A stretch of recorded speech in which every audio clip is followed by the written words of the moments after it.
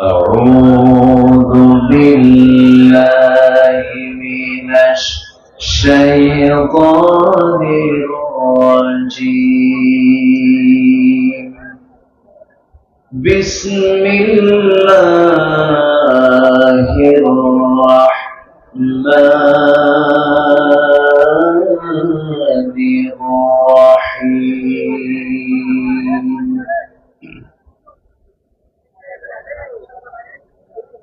إن الذين آمنوا وعملوا الصالحات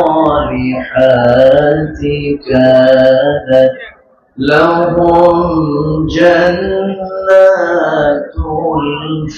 الفردوس نزلا.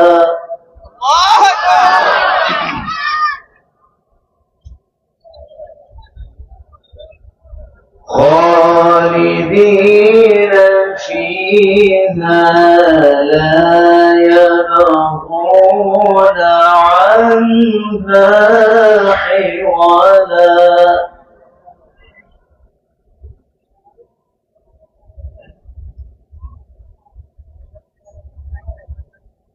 قل لو كان البحر مدادا لكلمات ربي لنفد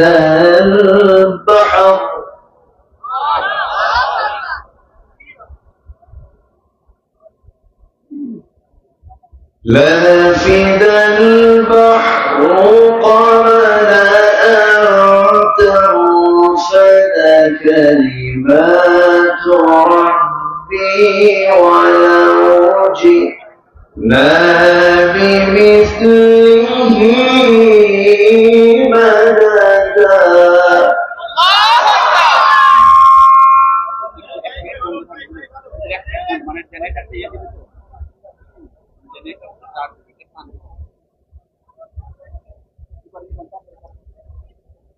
قل إنما أنا بشر مثلكم يوحى إلي أنما إلهكم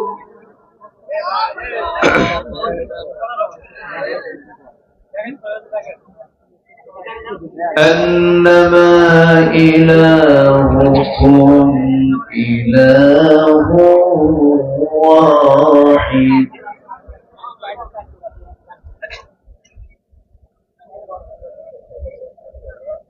فمن كان يرجو لقاء ربه فليعمل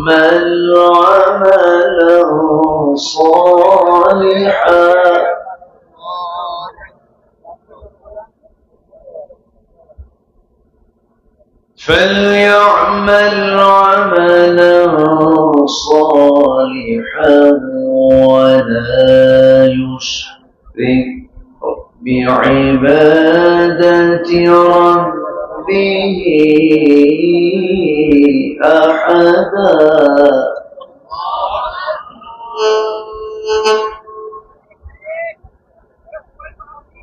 الله أكبر. بسم الله الرحمن الرحيم.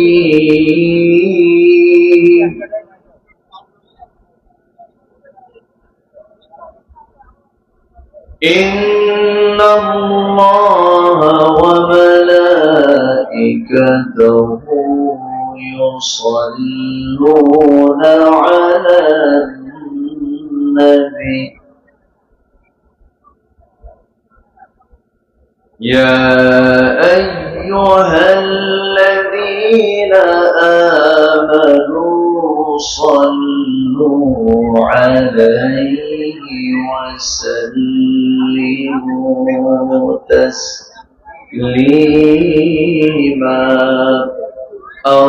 اللهم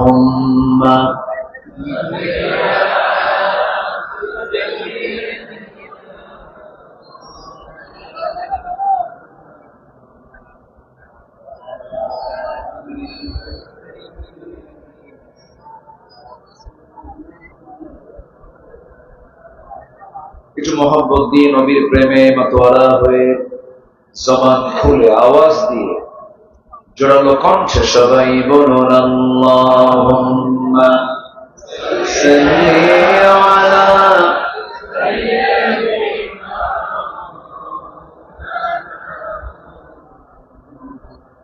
ওয়া আলা আলি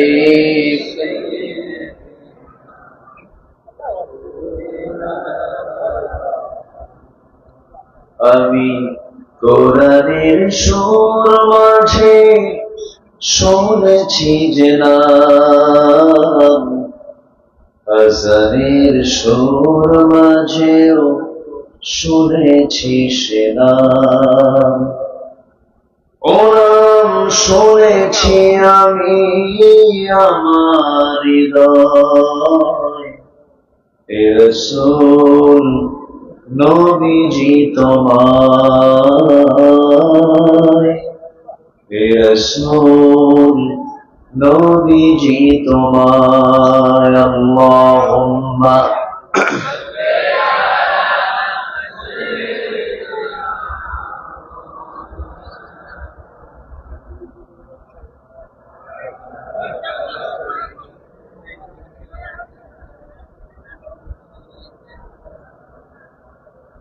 সবাই বলুন বালাগাল উলা বিকামালিহি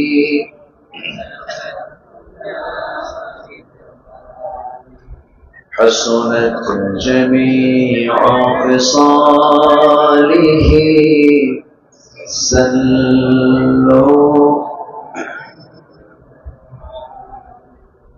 سراج الملة تبهي فخر دو عالم دلبار مولاه شريف الأنبياء نسخا كل أديان ذره بلغ العلا بكماله كشف الدجى بجماله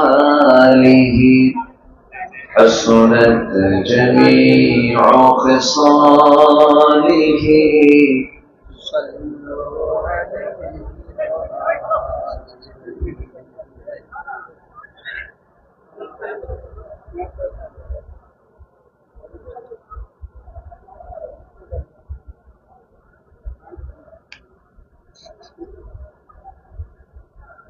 দেশের উত্তরাঞ্চলের পাবনা জেলার আটঘরিয়া উপজেলার কদিন বক্তি গোরস্থান মাহফিল পরিচালনা কমিটি কর্তৃক আয়োজিত বাৎসরিক ইসলামী জালসা 2024 সেপ্টেম্বরে আয়োজিত আজকের এই মহৎ আয়োজনে সম্মানিত সুযোগ্য সভাপতি উস্তাজুল আসাতিজা, বয়োবৃদ্ধ জ্ঞানবৃদ্ধ প্রথিতযশা আলেমে দ্বীন, ঐতিহ্যবাহী পুষ্পপাড়ার কামিল মাদ্রাসার অনারেবল এক্স প্রিন্সিপাল, কদিন বক্তি গোরস্থান কমিটির সুযোগ্য সভাপতি মুহতারাম মাওলানা আব্দুল হাই বাচ্চু সাহেব, আজকের মাহফিলের বরেণ্য পরিচালক জনাব জিল্লুর রহমান, তত্ত্বাবধায়ক জনাব আতাউর রহমান রানা সাহেব, আমার বামে বসে আছেন নন্দিত আলেমে দ্বীন, ইসলামী আন্দোলনের অন্যতম সিপাহ সালার, অকুতোভয় সৈনিক, নির্যাতিত মাজলুম জননেতা জনাব মুহতারাম মাওলানা আব্দুর রহিম হাফিজাহুল্লাহ,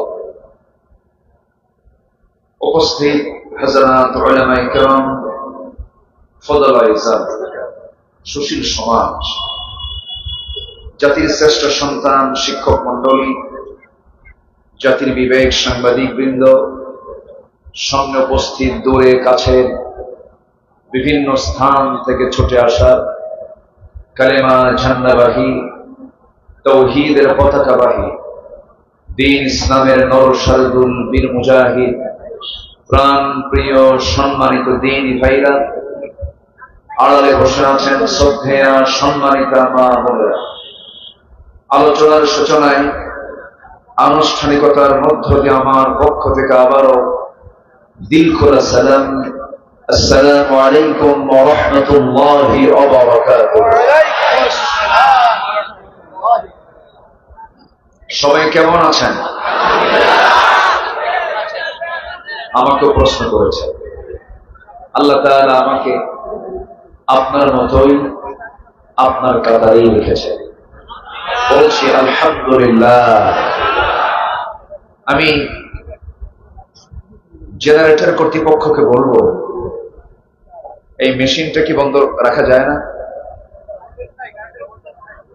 কিন্তু ভোল্টেজ তো নাই, কিন্তু কথা বলছে এখন দুজন, মেশিনও কথা কয়, আমিও কথা বলি, দুই আওয়াজে একটা সৌন্দর্যের পতন হয়ে যাচ্ছে, ঠিক তো কিছুই না।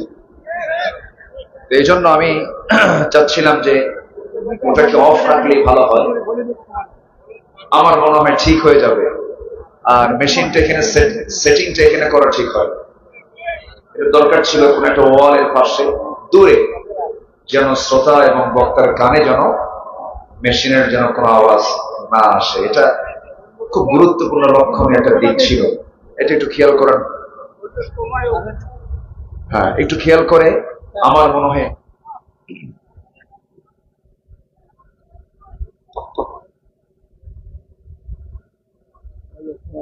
জি।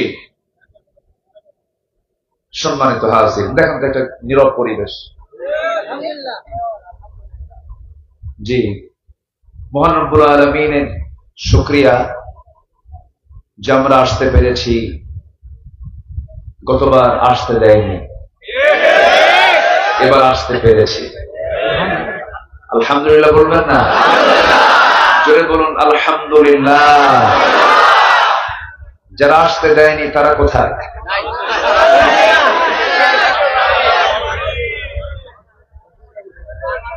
সম্মানিত ভাই বন্ধুগণ, ফেরাউন বেঁচে ছিল 1600 বছর, আর আমার দেশের ফেরাউন বেঁচে ছিল 16 বছর। ঠিক আছে না? তো কত 1600 বছর কোথায়, আর মাত্র 16 বছর আমরা অস্থির হয়ে পড়েছিলাম, খালি বলছিলাম মাতা নাসরুল্লাহ, মাতা নাসরুল্লাহ। অথচ 1600 বছর হায়াত পেয়েছিল ফেরাউন, তার জুলুম, তার অত্যাচার, 40,000 শিশুকে হত্যার মধ্য দিয়ে সে আল্লাহর পয়গম্বরের জন্ম ঠেকাতে চেয়েছিল, কিন্তু আল্লাহ তাআলার কি দৃষ্টান্ত, সেই শত্রুর ঘরে তিলে তিলে আল্লাহর পয়গম্বর মুসাকে আল্লাহ নিজে বড় করেছে। সে আল্লাহ না আছেন না নাই? তিনি সব পারেন। যাই হোক, বসতে পেরেছি জান্নাতের টুকরায়, কালিমাতুশ শুকর আদায় করি, বলি আলহামদুলিল্লাহ। চিৎকার মেরে বলছি আল্লাহুম্মা ইন্নী আসআলুকা আল হুদা ওয়াত তুকা ওয়াল আফাফা ওয়াল গিনা। সবাই বলি আল্লাহুম্মা আইন্নি আলা যিকরিকা ওয়া শুকরিকা ওয়া হুসনি ইবাদাতিকা। আমরা আল্লাহ তাআলা শুকর আদায় করে নিলাম। আমার পাশে যিনি বসে আছেন, তিনি আমাকে সকাল বিকাল পড়াতে পারবেন, তার ইলমের গভীরতা, হাজার হাজার ছাত্রের, হাজার হাজার আলেমের তিনি উস্তাদ। আল্লাহ তুমি তার হায়াতকে লম্বা করে দাও। বুড়া মানুষ বাঁচার দরকার আছে না? নেই? আসতে বললেন না, ভেজাল মনে হয়। বুড়ো আছে যেখানে বরকত আছে, বুড়োদের থাকা দরকার আছে। পুরাতন চাউল ও এলাকায় কথা আছে। আচ্ছা, যাক, আলহামদুলিল্লাহ। সম্মানিত হাজিরিন, আমি ঢাকা থেকে যখন আসছিলাম প্রচুর বৃষ্টি, যমুনা ব্রিজও বৃষ্টি, রোডে আসছে, রোডেও বৃষ্টি। হঠাৎ করে আমি বোয়ালিয়া পার হয়ে দেখি মাটি শুকনো। তো ভাবলাম কি যে আছে নসিবে। আল্লাহকে বললাম, আল্লাহ কোরআন শোনার জন্য তুমি একটা ব্যবস্থা করে দাও। আল্লাহ আমাদের জন্য সহজ করে দিয়েছেন, বলি আলহামদুলিল্লাহ। সম্মানিত হাজিরিন, আমি আমার অভ্যাস অনুযায়ী কোরআনে কারীমের গুরুত্বপূর্ণ একটা সূরা, যে সূরাটার নাম আল্লাহ তাআলা দিয়েছেন সূরাতুল কাহফ। সূরাতুল কাহফ থেকে আমি শেষে 4টা আয়াতে কারিমা তেলাওয়াত করেছি। যদি কোনো বান্দা সূরাতুল কাহফ প্রতি জুমাবারে পড়ে, এই দুনিয়া থেকে আসমান পর্যন্ত ওই বান্দার জন্য আল্লাহ তাআলা নূর দিয়ে মুনাফফার করে দেন, এবং বড় বড় ফিতনা থেকে, এমনকি দাজ্জালের ফিতনা থেকে আল্লাহ তাআলা তাকে রেহাই দিবে, যে বান্দা এই সূরাতুল কাহফের এই আমলটা করবে। সেই সূরাতুল কাহফের আমি শেষ থেকে তেলাওয়াত করেছি। আমার অভ্যাস অনুযায়ী সেই তেলাওয়াতকৃত আয়াতকে সামনে রেখে কিছু কথা বলতে চাচ্ছি। ওয়ামা তাওফীকি ইল্লা বিল্লাহ আলাইহি তাওয়াক্কালতু ওয়া ইলাইহি উনীব। আসুন আমরা সোজা সে আয়াতের দিকে চলে যাচ্ছি। কথা বলা যাবে না তো, এখানে কথা বলে, হাত দিয়ে কাজ করে, কথা বলা যাবে না। জি, আমরা যেখানে বসে আছি এই জায়গার বরকত কি সবচেয়ে কম না সবচেয়ে বেশি? কিসের কারণে? আচ্ছা, এখানকার সম্মান কম না বেশি? এই মাহফিলের সৌন্দর্য যদি কেউ নষ্ট করে, তার শাস্তিও কম হবে না বেশি হবে? বেশি হবে। সৌন্দর্যের ব্যাঘাত করা যাবে না। মাহফিলের সৌন্দর্য রক্ষার দায়িত্ব একার না সবার? একার না সবার? শৃঙ্খলা রক্ষার জন্য 1 নম্বর শর্ত হচ্ছে, যে যেখানে আছেন নামাজে দাঁড়ালে যেমন, ইমামের পিছনে জামাতে নামাজে দাঁড়ালে যেমন, আর পিছনে যাওয়ার উপায় নাই সালাম ফেরে না পর্যন্ত, ঠিক তেমনি কোরআনের আলোচনা যেখানে শুরু হবে এখান থেকে নড়ারও কোনো সুযোগ। এটা ইবাদত, কিন্তু এটা কি ইবাদত। ইবাদত মনে করে যে যেখানে আছে সাহাবীদের মতো গুণ অর্জন করে। আমার রাসূল যখন কথা বলতেন সাহাবায়ে কেরাম চুপ করে বসে থাকতেন। নড়াচড়া তো দূরের কথা, উড়ন্ত পাখি মাথার উপরে বসতো, টের পেত না মানুষ না গাছ। পিঠ পতন নীরব হয়ে আমরা বসে থাকবো। জোরে বলি ইনশাআল্লাহ। কিসের সম্মানে? কোরআনের সম্মানে। কোরআন যারা মানে, কোরআন যারা পড়ে, কোরআন যারা শিখে, কোরআন যারা শিখায়, তারা হচ্ছে এই পৃথিবীর সবচেয়ে শ্রেষ্ঠ বান্দা। আমার কথা না, নবীর কথা। নবী খায়রুকুম মান তাআল্লামাল কুরআন ওয়া আল্লামাহু। আলেম পাশে থাকলে একটু সুবিধা আছে, কোথাও কোনো গ্যাপ থাকলে এটা পূরণ হয়ে যায়। বলি আলহামদুলিল্লাহ।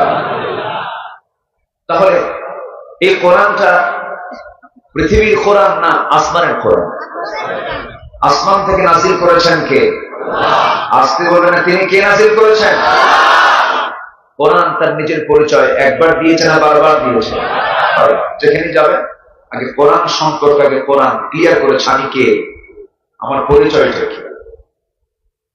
আল্লাহ রাব্বুল আলামিন এক জায়গায় বলছেন সূরা বানী ইসরাঈল 9 নম্বর আয়াতে বলছেন, إن هذا القرآن يهدي للتي هي أقوم ويبشر المؤمنين الذين يعملون الصالحات أن لهم أجرا كبيرا কোরআন কার উপর নাযিল হয়েছে? কোরআন তাও জানিয়ে দিচ্ছে আলহামদুলিল্লাহিল্লাযী আনজালা আলা আবদিহিল কিতাব ওয়া লাম ইয়াজআল লাহু ইওয়াজা। আল্লাহু আকবার। কোন সময় নাযিল হয়েছে, কোন মাসে নাযিল হয়েছে, দিনে না রাতে, সব বক্তব্য কোরআনে অস্পষ্ট না সুস্পষ্ট? সব আল্লাহ ক্লিয়ার করেছেন। এটা অস্পষ্ট কোন কিতাব নয়, কিতাবুম মুবিন, সুস্পষ্ট একটি কিতাব, যার মধ্যে সংসদ পরিচালনার পদ্ধতি আছে। গণভবন চলবে কেমনে, বঙ্গভবন চলবে কেমনে, সচিবালয় চলবে কেমনে, আইন বিভাগ চলবে কেমনে, বিচার বিভাগ চলবে কেমনে, ফৌজদারি দণ্ডবিধি সহ সকল বিধির উপস্থিতি কোরআনে আছে না নাই? কিন্তু কোরআনকে এইরকম করে মানতে চায় না এমন মুসলিম নাম ধরে আমার দেশে আছে না? কোরআনকে মানতে চাই ধর্মীয় কিতাব। কোরআন থাকবে মসজিদে, কোরআন থাকবে মাদ্রাসায়, কোরআন থাকবে খানকায়, কোরআন থাকবে দরবারে। কোরআন কেন পার্লামেন্টে আসবে? এমন চেতনা আধুনিক, ওরা আধুনিক মুসলিম বলে। ওরা আবার কি মুসলিম বলে? আধুনিক মুসলিম, মডার্ন মুসলিম। তাহলে ওদের চিন্তা হলো কোরআনটাকে তারা একটা নির্দিষ্ট গণ্ডিতে রাখতে চায়। কোরআন কি এক জায়গা না সব জায়গায়? কোরআন ছাড়া যেখানেই চলবে সেখানেই অপূর্ণতা পেয়ে বসবে, আর কোরআন যেখানে থাকবে সেখানেই পূর্ণতা চলে আসবে। যেরকম সুবহানাল্লাহ, কোরআন আছে যেখানে রহমত আছে সেখানে, কোরআন নাই যেখানে গজব আছে সেখানে। আমরা তো গজবের মধ্যেই ছিলাম 16 বছর। কোরআন ছিল? কোরআন ছিল? ছিল। আমাদেরকে কত কি বলা হলো, আমরা নাকি পালাই। আলেমরা কই পালাই? 2009 সালে আমার জীবনের প্রথম হজের সফর, 2009 সাল প্রথমবার আমি হজে যাই। ওই বছরই জীবনের শেষ হজ সম্পূর্ণ করেন মরহুম শহীদ আল্লামা দেলোয়ার হোসেন সঈদ রাহিমাহুল্লাহ। ওনার জীবনের শেষ হজ আমার জীবনের প্রথম হজ। সেই হজের সফরে আল্লামা হুজুরকে বলা হলো দেশে ট্রাইব্যুনাল গঠন হচ্ছে, মামলা প্রস্তুত হচ্ছে, তো আপনার তো না গেলেও চলবে, আপনি এখানে নাগরিকত্ব পেয়ে যাবেন, বহু দেশ আপনাকে চাবে, আপনি যদি আশ্রয় চান রাজনৈতিক আশ্রয় নিতে পারবেন। উনি বলে ফেললেন, আমার দল, আমার দ্বীনি ভাই, আমার কর্মী কষ্টে থাকবে আর আমি আরামে থাকবে, এটা কি হতে পারে? আমি আমার দেশকে ছাড়বো না, আমি আমার আত্মীয় স্বজনকে ছাড়বো না, আমি আমার দলীয় কর্মীকে ছাড়বো না, আমার নেতৃত্বকে আমি কখনো মাইনাস করতে পারবো না, প্রয়োজনে শহীদ হয়ে যাব, দেশ ছাড়বো না। উনি বলেছেন পালাবো না, ফিরে এসেছেন। আলেমরা পালায়? পালায় কে? হাসিনা পালাইছে না? পালাইছে কিনা বলেন, পালাইছে কিনা? যারা ওই দল করেন নিজের বিবেককে প্রশ্ন করে দেখেন, এই দুঃসময়ে আপনার নেতা কিন্তু, আপনার নেত্রী কিন্তু ঠিকই মুরগির রান খাচ্ছে। আপনার নেত্রী আপনাকে বিপদে ফেলে চলে গেছে, কিন্তু ইসলামের নেতৃত্বে তা নাই। ইসলামী নেতৃত্বের নেতাই বেশি বিপদে পড়ে, কর্মীকে নেতা নিরাপদে রাখে। এটাই হচ্ছে বাতিল নেতৃত্ব এবং হক নেতৃত্বের তফাৎ। উহুদের ময়দানে আমার নবীজি কম মার খেয়েছেন না বেশি মার খেয়েছেন? নেতা মার খাইছে কম না বেশি? কষ্ট পাচ্ছেন নাকি আপনারা? হয়তো অনেকে ভাবছেন আপনি হুজুর ডিরেক্ট কথা বলছেন। এটা ডিরেক্ট না, এটা বাস্তব কথাই। 16টি বছর ধরে মঞ্চে যে পরিমাণ জুলুম গুলো করা হয়েছে, আমরা মঞ্চে উঠি, নেতাগুলো সব চেয়ার দখল করে কানে কানে বলে দিয়ে যায় হুজুর থানায় বলে আসছে, আগে থানার হুমকি দেখা। এরপরে বলে হুজুর এমন ওয়াজ করবেন, সে ওয়াজটা হবে হলো আকাশে আর কবরে। দুনিয়ার কোনো ওয়াজ করতে পারবে না, দুনিয়া আমরা দেখে নেব, দুনিয়া দেখবে ওরা, আর আমাদের ডিপার্টমেন্ট হলো আকাশ আর কি। এরকম করে করে জুলুম নির্যাতন করা হয়েছে। 2010 সালে আমার পাশে যিনি বসে আছেন, ওনারা তো জীবন্ত সাক্ষী, অনেক কিছুর সাক্ষী তারা। 2010 সালে 10 এবং 11 ফেব্রুয়ারি পাবনার মাটিতে আল্লামা সাইদ রাহিমাহুল্লাহর শেষ সফর। উনি ফেব্রুয়ারিতে মাহফিল করে গেলেন, 26শে জুন আমার সঙ্গে ঢাকায় তার শেষ কথা, শেষ সাক্ষাৎ। 30শে জুন তাকে গ্রেফতার করা হলো। 13টি বছর এই জাতিকে যদি তিনি কোরআনের আলোচনা উপহার দিতে পারতেন, জাতির চরিত্র আজকে কোথায় যেত?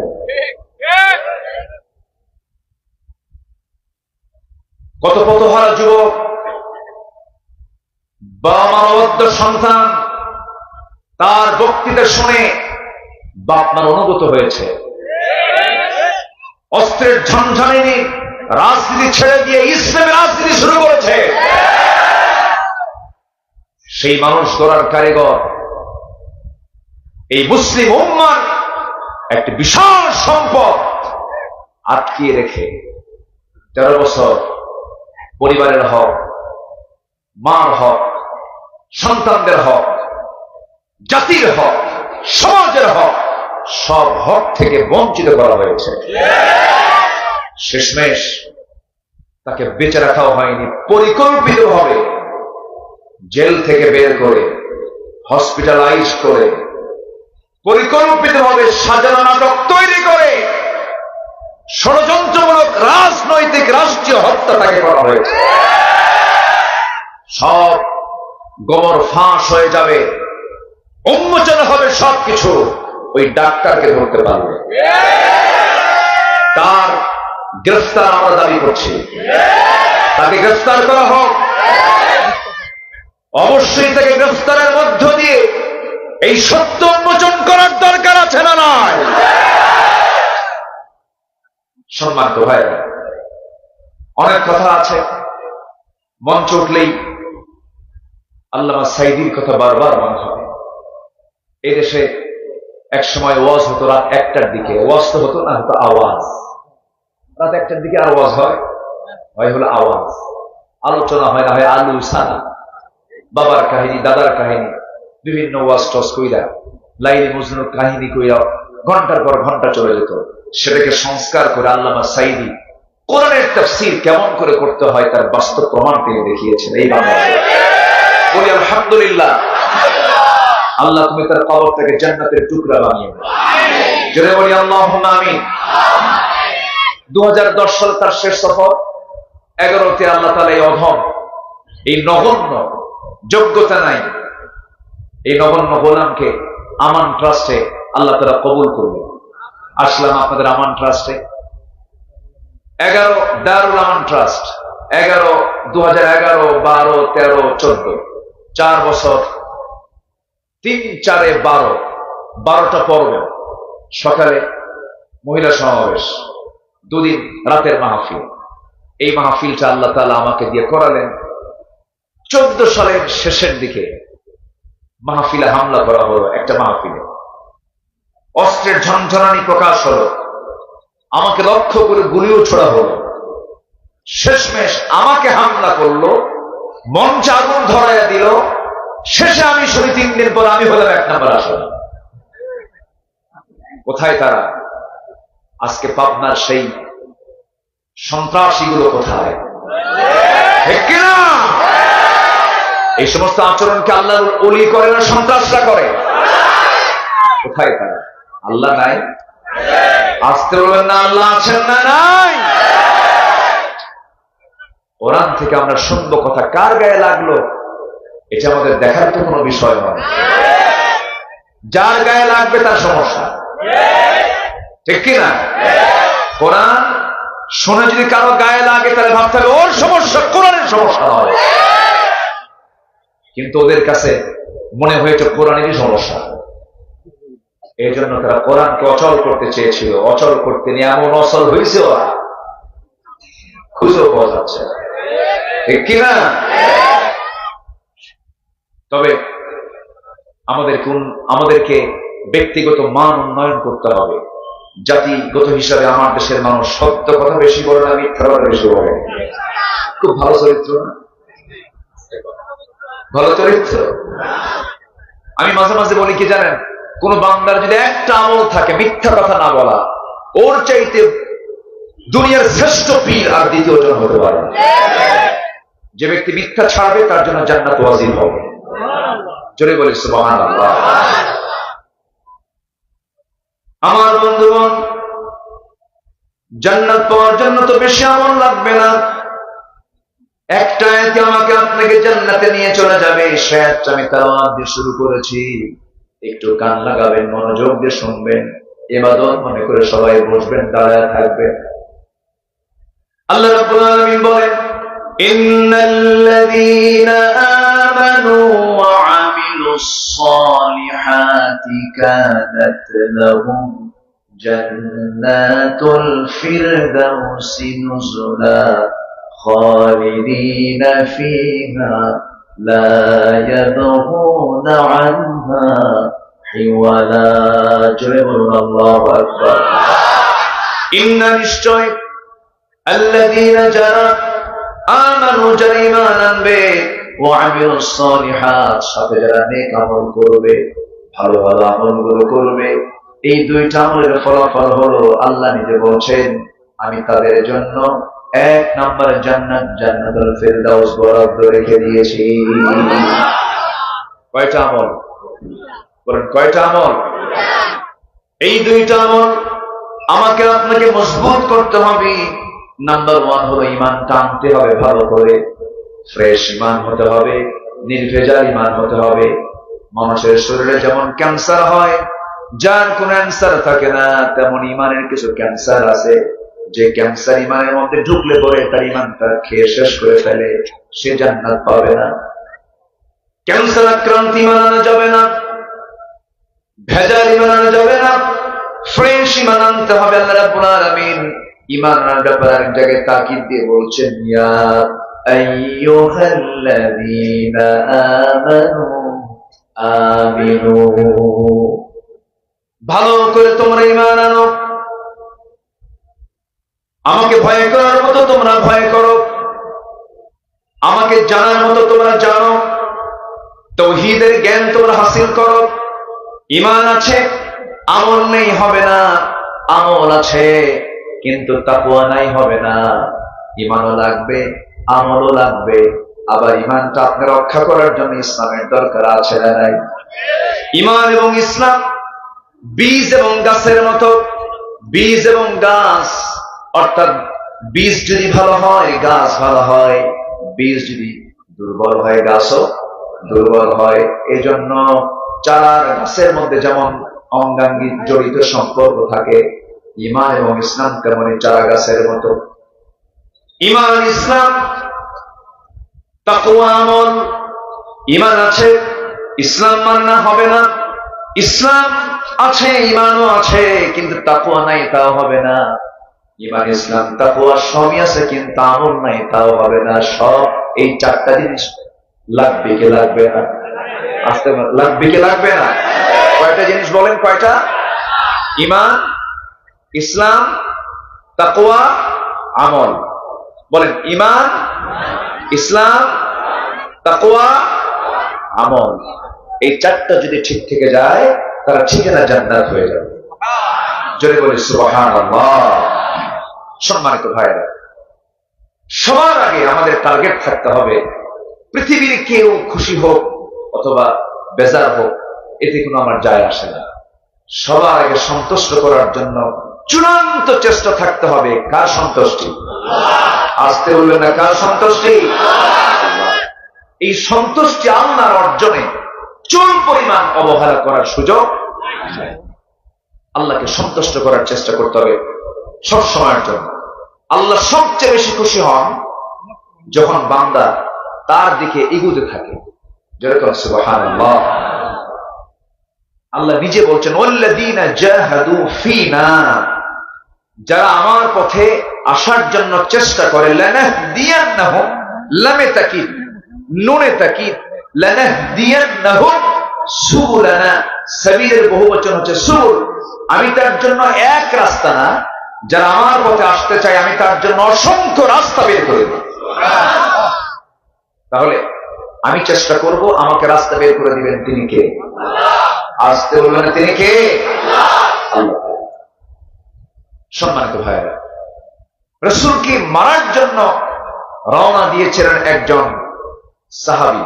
ঈমান আনার আগে রাসূলকে হত্যা করে ফেলবেন, তার নাম হলো ওমর। তার নাম কি বলেন তো? নাম শুনছেন তো? বাড়ি কো বলেন, বাড়ি কোথায়? কেউ তো কর না। অনেকদিন আগে এক মাহফিলে বললাম, ওমর ছিলেন কে? ওমরে ফারুক কে কে ছিলেন? সামনে থেকে এক ছেলে দাঁড় হয়ে বলে, হুজুর আমি চিনি। কে? আমাদের বাড়ি কোথায় ভাড়া করে। বুঝলেন তো?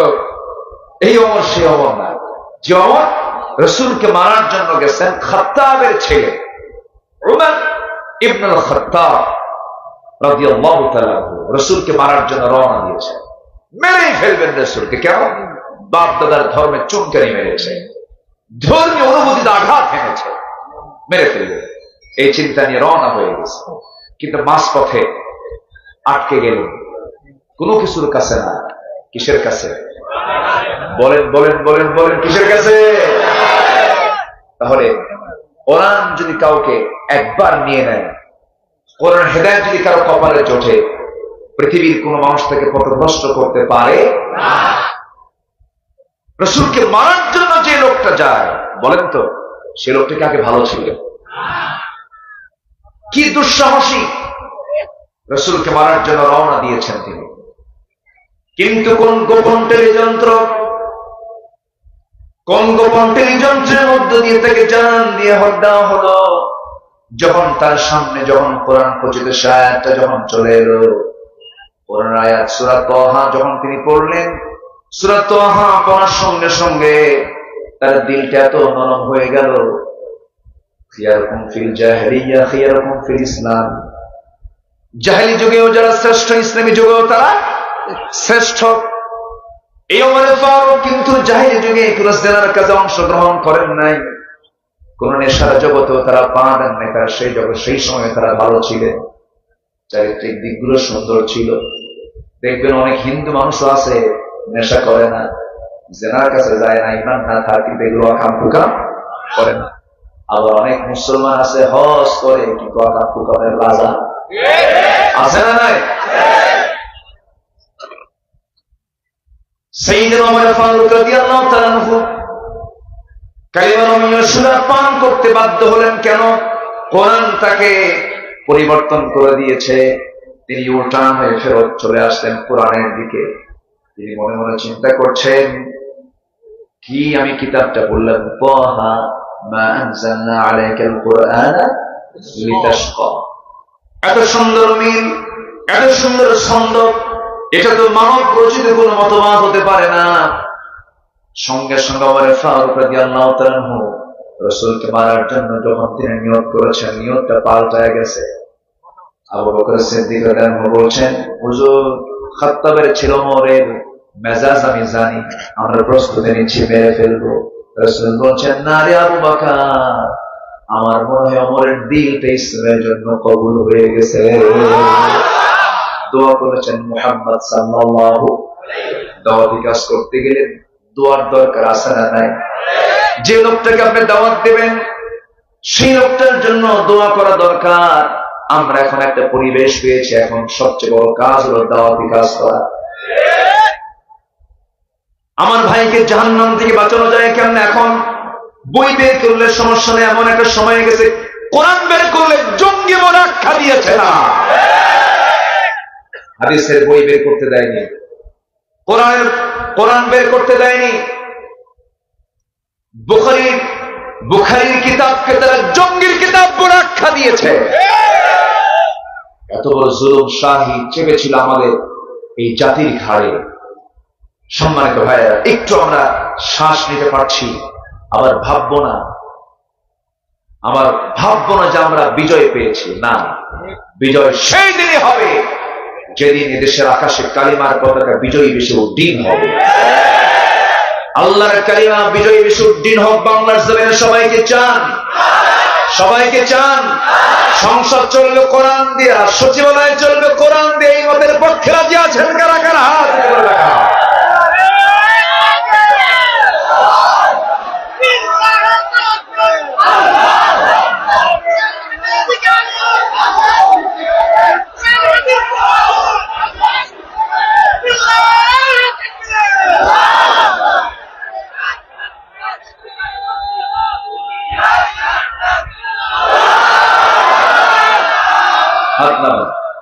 কি সাবধান, ওরা নাই তো স্লোগান পাল্টাতে হবে। সাবধান আছে নাকি? সাবধান কই থাকলে তো সাবধান হবে। ওরা আছে, সাবধান কি থাকুক, ওদেরকে আমরা দাওয়াত দেবো। ঠিক আছে না? বুকে টেনে নেব। আসো, তাআলাউ ইলা কালিমাতিন সাওয়াইন বাইনানা ওয়া বাইনাকুম। আসো। আমার নবীজি মক্কা বিজয় করলেন, বললেন সবাইকে মাফ করলাম, 17 জনকে মাফ করা যাবে না। আমার দেশেও এরকম কিছু তালিকা আছে, মাফ হবে না। ঠিক কিনা? মাফ হবে না। আত্মস্বীকৃত নাস্তিক আছে না নাই? সাতমে রাসূল আছে না নাই? আছে না নাই? ওদের মাফ করলেও গুনাহ হবে। ওদের মাফ করা যাবে, মাফ করার ইখতিয়ার আমাদের, মাফ হবে না। কিন্তু আমভাবে রাসূল সবাইকে মাফ করে দিয়েছে। মাফ করে মক্কায় ঘুরতেছে। সবাই তো ভয় অস্থির, মক্কার বাসিন্দারা। আমরা মুহাম্মদ রে তাড়ায় দিছি, কি যে করবে আজকে, রক্তের বন্যা বয়ে যাবে। কিন্তু হয়ে গেছে উল্টা। আমার নবী যে মক্কায় ঢুকি, তিনি নিজের পরিচয় গোপন করে ফেলেছেন। এক বুড়ি মহিলাকে দেখেন শটফট করতেছে, একটা টোপলা নিয়ে মাথায় দৌড়াচ্ছে। রাসূল বলেন, মা কই যায়? মুহাম্মদ ঢুকছে। আল্লাহু আকবার। কোথায় ঢুকছে? মক্কায় ঢুকছে, শেষ করে ফেলবে। তাই তো আপনার তো নিতে কষ্ট হচ্ছে, টোপলাটা আমার দেন, নাও তাড়াতাড়ি নিয়ে চলো, মুহাম্মদ থেকে বাঁচতে হবে। দেখেন কি অপপ্রচার চালাইছিল মক্কার কুরাইশরা। কি কথা কি বোঝা গেল? মানে মক্কার কুরাইশদের অপপ্রচারটা এত তুঙ্গে ছিল যে সবাই সন্দেহ করছে মুহাম্মদ বুঝি সব শেষ করে ফেলবে। আমার নবীজি বুড়ির গন্তব্যের একদম চূড়ান্ত জায়গায় পৌঁছে গিয়ে টোপলাটা রেখে বললেন, মা এখন আমি চলি। চট করে তাকে হাতটা চেপে ধরে টেনে ধরে বলতেছে, না আমি তোমাকে যেতে দেবো না। মক্কায় তো এরকম ভালো মানুষ খুঁজে পাওয়া মুশকিল, তোমার পরিচয়টা। আমার রাসূল বলছেন, মা ওই যে মক্কা থেকে এত দূর পর্যন্ত আপনি যার ভয়ে আতঙ্কিত হয়ে এত দূর পর্যন্ত চলে আসছেন, সেই আতঙ্কিত নামটাই আমি মুহাম্মদ সাল্লাল্লাহু আলাইহি ওয়াসাল্লাম। বুড়ি মহিলা কাঁদে আর বলে, ও আমার কওমের লোকেরা, তোমরা কাকে ভয় পেয়েছ? এ তো জগৎধন্য মানুষ, সে তো মানব সেবার জন্য প্রস্তুত। আমরা তার সেবা নেওয়ার জন্য প্রস্তুত নই। আমরা পড়লাম লা ইলাহা ইল্লাল্লাহ। আমার নবীজি ব্যবহার দিয়ে পৃথিবী জয় করেছেন। আমরা মাফ করে দেব, কিন্তু মাফ হবে না। আমি বলতেছি না মাফ হবে না, কিছু মাফ হবে না। আর কিছু মাফ করার জন্য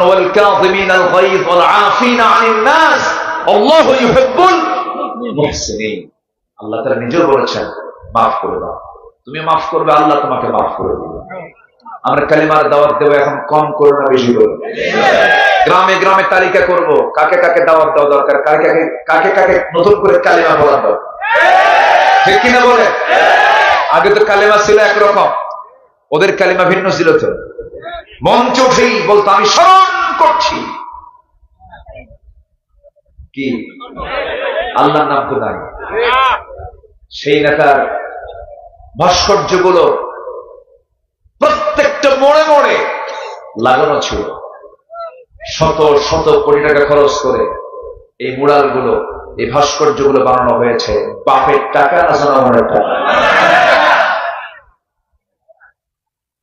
আমার নবীজির কোন ভাস্কর্য আছে? দাম তো নাই বেশি, আজ থেকে আছে না নাই?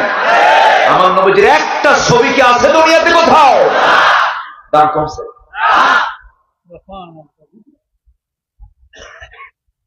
ভাস্কর্যের পক্ষে যদি ইসলাম থাকতো, মূর্তি টানানো, মূর্তি উঠানো, মূর্তি লাগানোর পক্ষে যদি ইসলাম থাকতো, অন্তত একটা নবীর মূর্তি দুনিয়াতে থাকতো। আছে? আর কি এক্সাম্পল দিবেন না, কি উদাহরণ দিবেন আপনি? সেই ভাস্কর্য ভাঙতেছে পরের দিন 6 আগস্ট, একদম মাথায় চড়ছে, মাথায় একদম মাথার উপর ভাঙছে। প্রশ্ন করছে ডক্টর ইউনূসকে যে আপনার দেশে এরকম করে একজন সম্মানিত ব্যক্তির ভাস্কর্য ভাঙতেছে, মাথা ভাঙতেছে, আপনার প্রতিক্রিয়া কি? কি প্রশ্ন আমারে করেন, ওনার মেয়েরা তারা বেটিরা করেন। এই পরিস্থিতির জন্য আমরা দায়ী নয়, তার মেয়েটাই দায়ী। কথা ক্লিয়ার? কথা ক্লিয়ার? আমরা কথায় বিশ্বাসী হব না, আমরা কাজে বিশ্বাসী হব। জোরে বলি ইনশাআল্লাহ। 16 বছর শুধু শুনেছি কথা, কিন্তু কাজ পাই না। এখন টের পাচ্ছি, এখন তো মিডিয়া সব ওপেন করে দিচ্ছে। কাজ কি পাইছি জাতি বুঝে গেছে। এমন সংসার 18 লক্ষ কোটি টাকা ঋণ, এমন সংসার ফিরে গেছে। কত লক্ষ কোটি টাকা? তার মধ্যে থেকে আবার নিজেরাই নিয়ে গেছে হলো 11 লক্ষ কোটি টাকা। দেশপ্রেমিক, দেশপ্রেমিকের লক্ষণ এগুলো। শুধু পুকুর চুরি নয়, এরা সাগর চুরি করেছে, ঠিক কিনা? এরা সাগর চুরি করেছে। আমার বন্ধুগণ, আমি কি শেষ করে দেবো নাকি?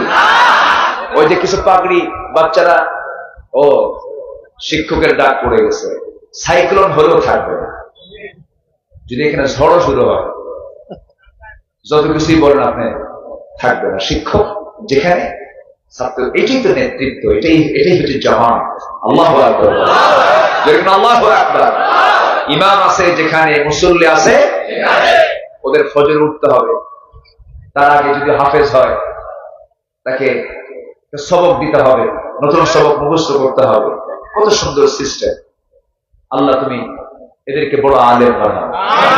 আবার ইনি আবার কোথায় কোন হাফিজের মাদ্রাসা স্যার ওদের পিছনে যাচ্ছে, উনি আবার চান্স নিচ্ছে। এই চান্স আমি চাই। বসেন বসেন। আমি কোন সূরা থেকে কথা শুরু করেছি বলেন তো, মনে আছে আপনাদের? কাহাফ মানে হলো গুহা। কাহাফ মানে কি বলেন?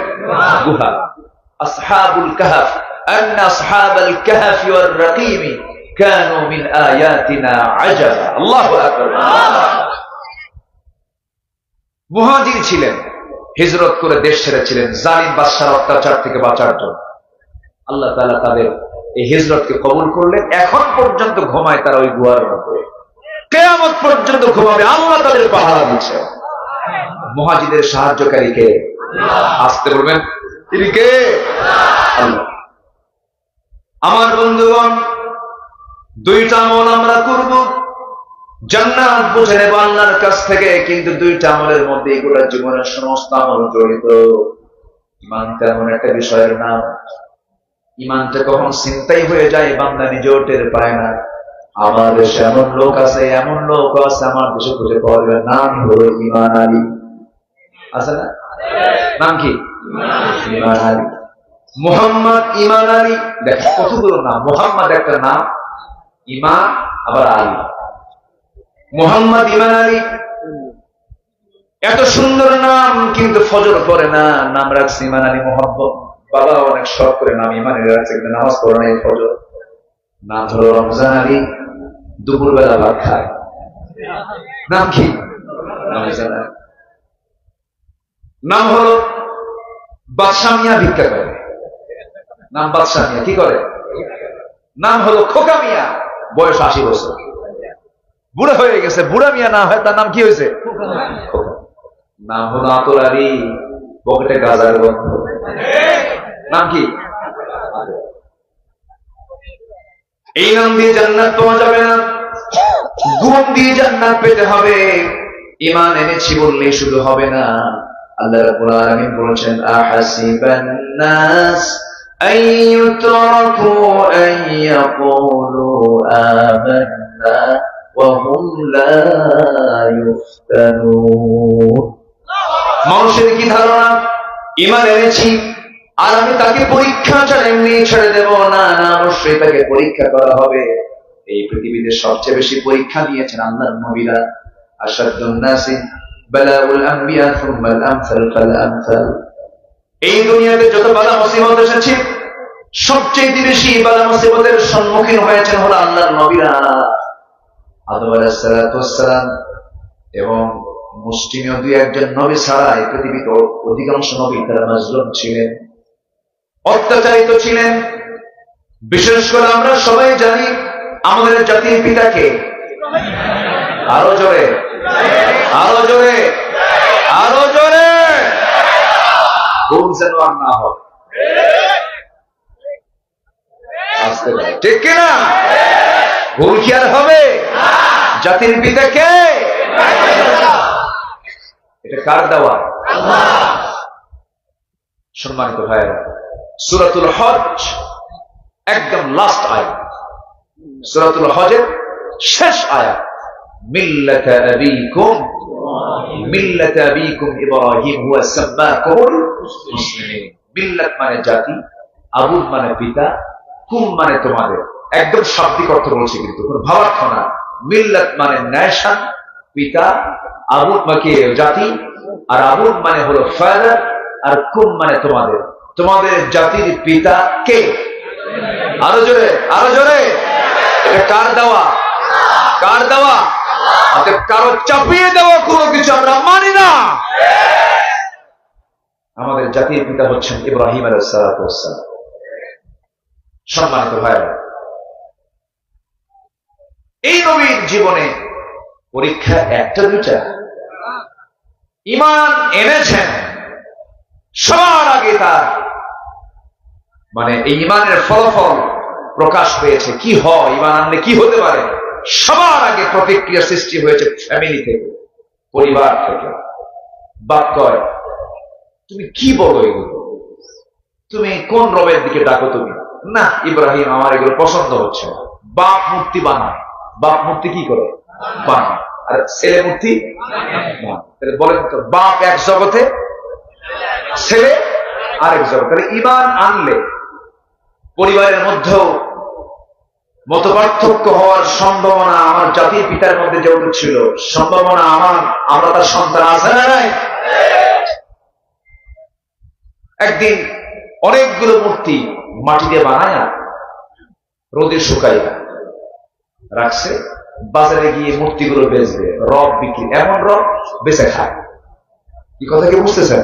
মানে এমন রব কি করে খায়? বেচে। তো মূর্তিগুলো বানায় বললো, বাবা এই ঝুড়িতে করে তুমি নিয়ে আসো, তোমার গায়ে শক্তি বেশি, বাজারে বিক্রি করো। ইব্রাহিম আলাইহিস সালাতু ওয়াস সালাম মূর্তিগুলো ঝুড়িতে নিলেন। রাগ এমন উঠছে না, মানে রাগ আর সহ্য করতে পারবে না। সবগুলো মূর্তির মাথা ভাঙছে, মটকা ভাঙছে। মটকা ভেঙে ঝুড়িতে করে নিয়ে চলে গেছে বাবার সামনে, নিয়ে রাখছে। দেখে যে একটার মাথাও ঠিক নাই। বাপ বলে বাজান এগুলো কোনো কাজ হলো? সবগুলো মূর্তির মাথা মাংস, আমি মূর্তিগুলো বিক্রি করবো কিনা কাঁদবা, আমার কোনো দোষ নয়। কেন? ঝুড়ি যখন মাথায় নিলাম দেখি ওদের মধ্যে গৃহযুদ্ধ শুরু হলো। কি যুদ্ধ? গৃহযুদ্ধ। আমি বললাম থাম। এই থাম থাম করতে করতে নিচে নামাতে নামাতে সব শেষ। এখন বা মনে মনে চিন্তা করে গ্রামার তো খাটানি, আমি তো আর এই জবাব দিতে গেলে আমি হেরে যাব। যদি বাপ জবাব দেয়, ওরা মারামারি করার যোগ্যতা আছে? ওদের নড়াচড়া, ওরা কথা বলতে পারে না, মারামারি করতে পারে না, ওরা কেমনে মারামারি করলো? তো আমি যদি এই কথা বলি তাহলে তো পাল্টা জবাব আমার ছেলের কাছে আছে। কিচ্ছু বললো না, কোন জবাব নেই। সন্তান এই কাজ করে বুঝায় দিচ্ছে বাবা এটা জড়, শক্তিহীন, নিষ্প্রাণ, যার কিচ্ছু নাই, সে আমার রব হতে পারে না।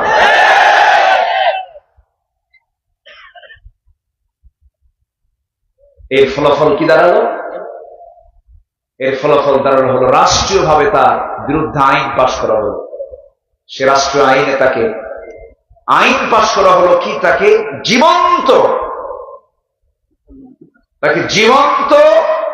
দোলনায় তুলে, তাকে শূন্য তুলে, সবার চোখের সামনে স্টেডিয়াম তৈরি করে লক্ষ লক্ষ জনতার সামনে আল্লাহর নবীকে তারা আগুনে ফেলবে আর তৃপ্তি নেবে, মজা নেবে। আল্লাহ বললেন আমার খালিলকে তোরা আগুনে ফেলে মজা নিবি, উল্টা ঘটনা ঘটাবে। সুবহানাল্লাহ। ওরা জানেই নাই যে ঘটনাটা ঘটবে। আগুনের কাজ তো জ্বালায় দেওয়া, ওরা তারা জানে না যে আগুনের উল্টা হবে। ওরা কি জানে? আল্লাহ বলেন যা জ্বালায় দেবে। আল্লাহ এমন ঘটনা ঘটালেন পৃথিবীর ইতিহাসে একটাই ঘটনা ঘটেছে, ইব্রাহিমের জীবন। আল্লাহু আকবার। নিক্ষেপ করছে আগুনে। ইমানের কি শক্তি! আগুন জান্নাতের টুকরা হয়ে যায়। জোরে বলেন সুবহানাল্লাহ। আরো জোরে বলেন সুবহানাল্লাহ। পরীক্ষা কি কম? পরীক্ষা কি কম? আমার বন্ধুগণ, ঈমান এনেছি আমরা।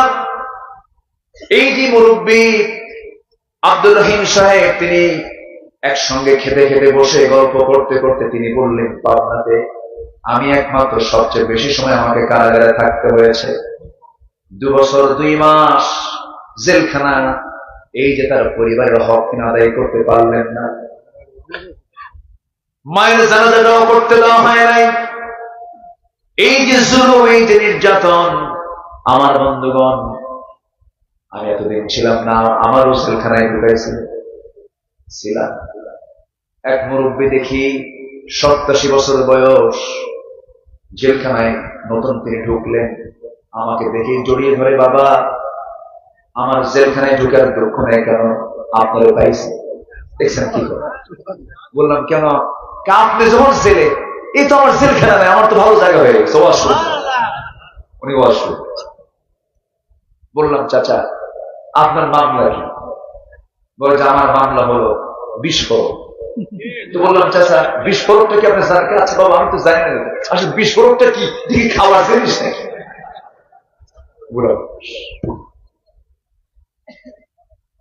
এই যে অত্যাচার গুলো, নির্যাতন গুলো যারা সহ্য করলেন, ইমানি হালাত যদি থাকে, ইমান যদি থাকে, অবশ্যই এটার যাজা দেওয়ার একমাত্র মালিক তিনি কে? আসতে বলবেন না তিনি কে? আমরা পুরস্কার পৃথিবীর কারো কাছে চাই না, আমরা পুরস্কার চাই কার কাছে? আমার বন্ধুগণ, জেলখানার মধ্যে অত্যাচার আছে না নাই? সেখানেও কিন্তু আরাম নাই। ওর মধ্যে আবার সেল আছে, ওর মধ্যে আবার আলাদা টর্চার আছে। এরকম করে বহু অত্যাচার গুলো করা হয়েছে। আয়না ঘর তৈরি করেছিল তারা। আয়না ঘরের সবচেয়ে বড় 2 জন যারা সবচেয়ে বড় জুলুমের শিকার হয়েছে, মীর কাসেম আলী, শহীদ মীর কাসেম আলী রাহিমাহুল্লাহ সন্তান ব্যারিস্টার আরমান। আমি গিয়েছিলাম দেখতে। অধ্যাপক গোলাম আজম রাহিমাহুল্লাহর ছেলে ব্রিগেডিয়ার আব্দুল্লাহ আমান আজমি, 2 জনের সঙ্গে কথা বলেছি। শুধু তারা বলেছেন যে আমাদের প্রত্যেকটা রাত কাটতো, যখন রাত হতো ভাবতাম এই রাত যেন আমাদের জীবনের শেষ রাত। এবং আমি 8টা বছর একটা না, আমি কোনদিন সূর্যের মুখটা দেখিনি। সূর্যের মুখ না দেখে থেকেছেন তারা দীর্ঘ 8 বছর। বলুন, এটি কি নিকটবর্তী কোন মানব মানে পাশবিকতার কোন দৃষ্টান্ত? আমার মনে হয় এর চাইতে বেশি নাই আর সম্মানিত ভাইয়েরা। কিন্তু ইমানদারের পুরস্কার চাওয়া কার কাছে? আসতে বলবেন না, কার কাছে? ব্যারিস্টার আমান বললেন যে আমার বাবা মীর কাসেমের ফাঁসি হয়েছে, আমি 8 বছর পরে জেনেছি। তাকে ধরে নেওয়া যাওয়ার পরে তার আব্বার ফাঁসি হয়েছে, বাবার ফাঁসি হয়েছে মাত্র 1 থেকে 1.5 মাস পরে। অথচ উনি ওনার বাবার জানাজা দূরে থাক, কাফন দাফন দূরে থাক, ওনার বাবা বেঁচে আছেন না মারা গেছেন এই সংবাদ তিনি পেয়েছেন যেদিন তিনি ওই আয়না ঘর থেকে রেহাই পেয়েছেন। এই হচ্ছে চিত্র। তবে হ্যাঁ, এই যে ফলাফলটা আমরা পেয়েছি, এটা কি একদিনে আসছে? আসতে হবে। এটা কি একদিনে আসছে? অবশ্যই চোখের পানি, কিছু বান্দার চোখের পানি এখানে আছে না নাই? আসতে বলবেন না, আছে না নাই? আমার বন্ধুগণ, একটু কান লাগান। আমি একটা না, আল্লাহর সন্তুষ্টি হাসিল করার জন্য আমার আপনার কিছু করণীয় আছে। আমরা কোরআনকে সামনে রেখে 17টা করণীয় আমরা আজকে শিখে যাব। কয়টা বলে? 17টা। আমি কি একটাও বলছি নাকি? তাহলে এখন বলেন, ওয়াজ কি শেষ না শুরু? চিন্তা করেন, আরেকজন তো কেবল খেলা শুরু। পাবনা তো খুব মজার জায়গা। বলি আলহামদুলিল্লাহ, আমি খুব খুশি হয়েছে আজকে আমাকে খুব আগে ভাগে উঠায় দিয়েছে।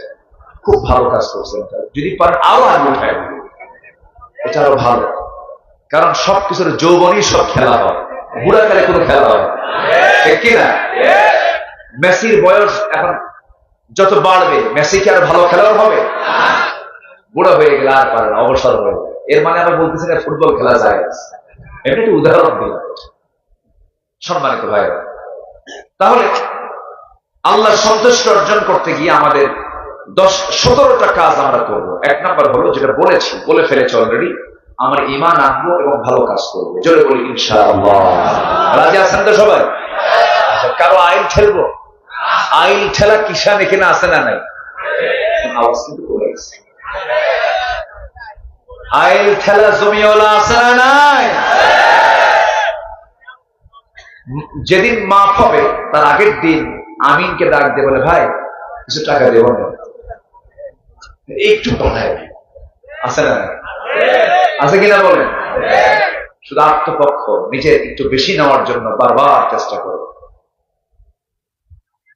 ওই লুল্লিল মুতাফফিফিন, ওই সমস্ত ব্যক্তির জন্য ধ্বংস হয়ে যায় যারা দেওয়ার সময় কম দেয়, নেওয়ার সময় বেশি নেয়। জমির মাপে শুধু ধান্দায় থাকে, আমার ওই কানি আমাকে কেমন যেমন করে হোক কাভার বাঁকা তো সোজা করতে হবে। আছে না নাই?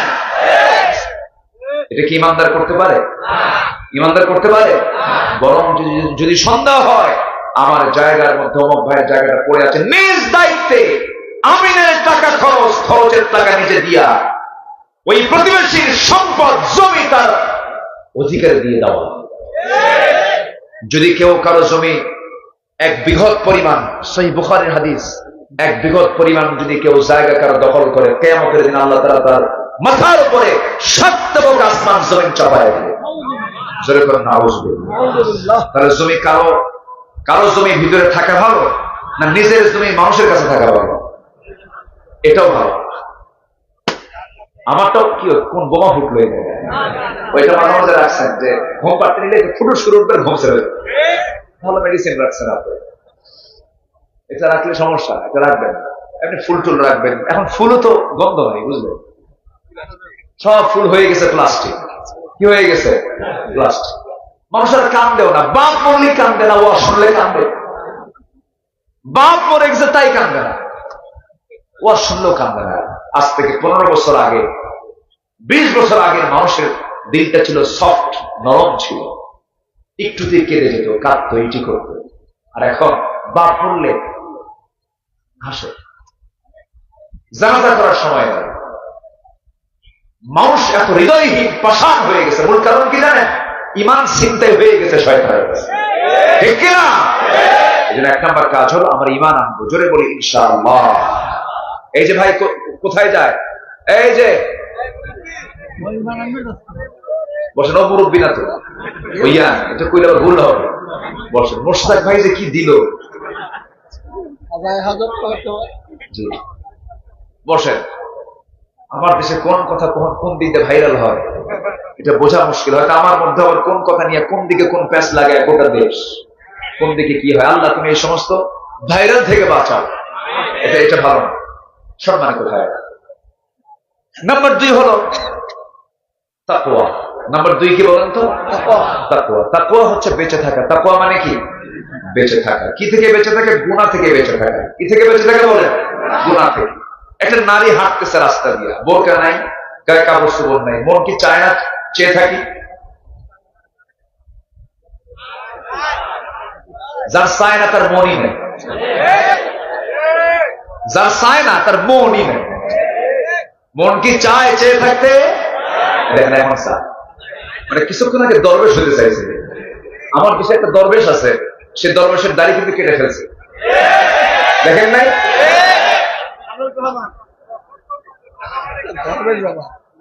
একজন দাড়ি কাটে আরেকজন দাড়ি রাখে।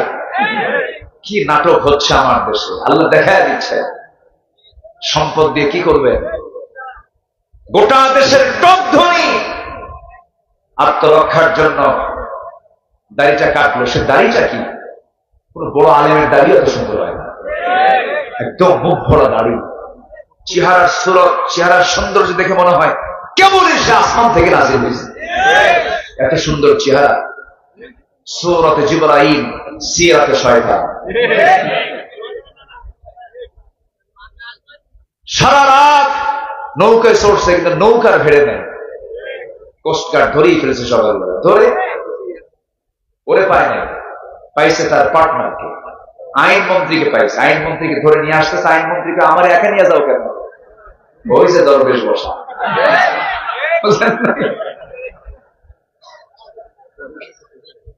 দরবেশকার চেনে নাই, কারণ দরবেশ প্রকাশ পেতে হলে কি থাকতে হবে? দাঁড়িয়ে নাই। কত বড় ধোঁকাবাজ দেখে। ধর্মের ব্যবসা আমরা করি না, ধর্মের ব্যবসা তারাই করে যারা দাড়ি রাখে, দাড়ি কাটে, মাথায় পট্টি লাগায়, মাথায় পট্টিতে না বেঁধে আবার তিলক লাগায়, ঠিক কিনা? তারাই হচ্ছে ধর্মের ব্যবসায়ী। সম্মানিত ভাই, সম্মানিত বন্ধুগণ, তাকওয়া আনতে হবে। যা করব কার জন্য? আসতে বলবে না, কার জন্য? আল্লাহর জন্য। কোন মুজরিমদের জন্য, কোন পাপীর জন্য জান্নাত নয়। কোন হারাম কাজ যে বান্দা করবে তার জন্য জান্নাত নয়। জান্নাত হচ্ছে কার জন্য? ইন্নাল মুত্তাকিনা ফি জান্নাতিন নাঈম ফাকিহিনা বিমা আতাহুম রাব্বুহুম ওয়া আকাহুম রাব্বুহুম আযাবুল জাহিম। জোরে বলুন আল্লাহু আকবার। আমার বন্ধুগণ, নাম্বার 3 হলো নামাজ কায়েম যারা করবে। বহু ইমানদার আমার দেশে আছে, বছরে 2 দিন নামাজ পড়ে। কয়দিন নামাজ পড়ে? এই 2 দিন নামাজ। কিসের নামাজ হতে পারে বলেন? এর মধ্যে মাঝে মাঝে আরেক ওয়াক্ত পড়ে জানাজার নামাজ। কিসের নামাজ? জানাজার নামাজ। জানাজা মাঝে মাঝে পড়ে ওযু ছাড়া। কি ছাড়া? এমন নামাজ আল্লাহ রাব্বুল আলামিন পড়তে বলেন নাই। নামাজ তো 2 দিনের জন্য নয়, নামাজ তো জানাজার জন্য শুধু নয়। নামাজ হবে মূলত কয় ওয়াক্ত বলেন? আসতে বলেন না, কয় ওয়াক্ত নামাজ? আল্লাহ মহব্বত করেন কয় ওয়াক্ত নামাজিকে? 5 ওয়াক্ত নামাজিকে। ইন্নাস সালাতা কানাত আলাল মুমিনিনা কিতাবান মাওকুতা। জোরে বলুন আল্লাহু আকবার। ইমানদাররা নামাজ সঠিক মতো আদায় করে। ফজরের সময় পড়ে, জোহরের সময় পড়ে। কারণ বান্দা এটা মাথায় রাখে, ইমানদার এটা মাথায় রাখে। কারণ আমি ডিউ টাইমে আল্লাহর সামনে যদি হাজির না হই, আল্লাহ আমাকে কবুল নাও করতে পারেন। যে অফিসার নিয়মিত অফিস না করে, তার ব্যাপারে অবশ্যই রিপোর্ট আছে না নাই বলেন? রিপোর্ট আছে। আমার আল্লাহ তাআলা আমাকে 5 ওয়াক্ত সালাতে ডাক দেন। আল্লাহ শুধু ডাক দিয়ে তিনি বসে থাকেন, তিনি শুধু দূরে থাকেন না, তিনি কাছে চলে আসেন। আল্লাহ বলেন, বান্দারে আমি তোকে ডাক দিই, দূরে থাকি না, আমি তোর সামনে দাঁড়ায় থাকি। সুবহানাল্লাহ। আমি যখন নামাজে দাঁড়াই তখন আমার সামনে কে থাকে? আসতে বলবো না, কে থাকে? কান্নাকা তারাহু ওয়া ইল্লাম তাকুন তারাহু ফাইন্নাহু ইয়ারাক। তুমি যদি তোমার আল্লাহকে না দেখতে পাও, আল্লাহ অবশ্যই তোমাকে দেখছেন। অর্থাৎ আমি যখন নামাজে দাঁড়াই, সঙ্গে সঙ্গে হয়ে যায় আমরা কার মেহমান? আল্লাহর মেহমান হয়ে যাই।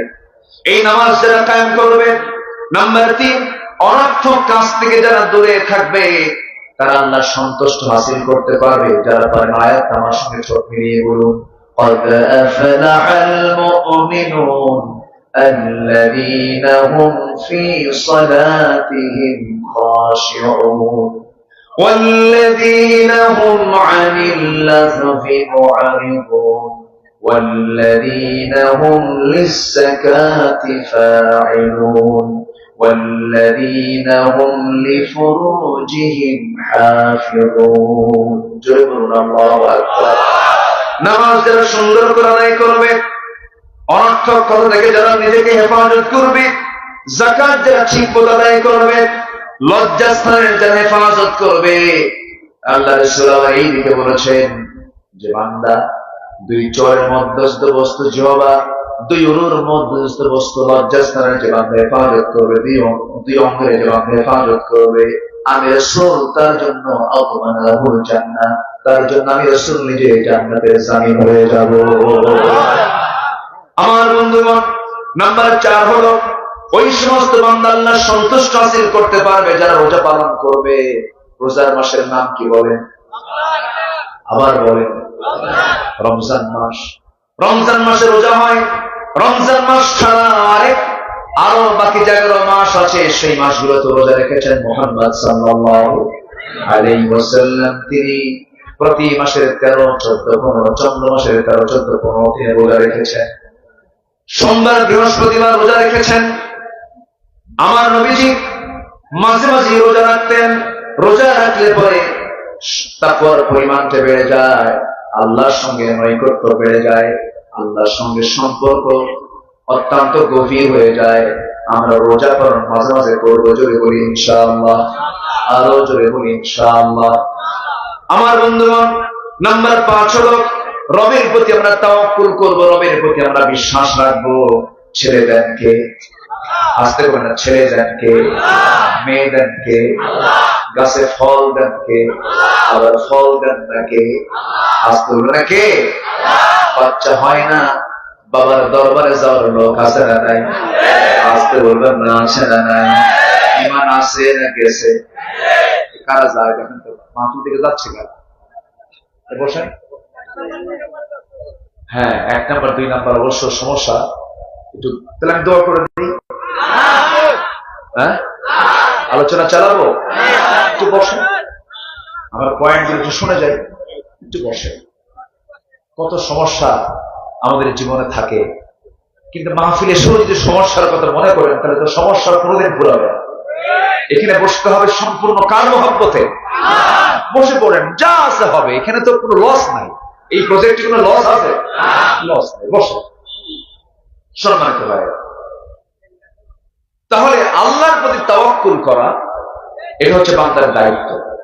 সন্তান হবে না, চাইবো আল্লাহর কাছে, কিন্তু সন্তান হয় না, চাই বাবার কাছে। বাবার কাছে গিয়ে বলে, বাবা তুমি কি জানো বাবা, আমার বিয়ের বয়স 27 বছর, আজ পর্যন্ত একটা সন্তান হলো না। তুমি তো একটু আমার দিকে নজর দাও, তোমার নজর পেলে আমার বাচ্চা হয়ে যাবে।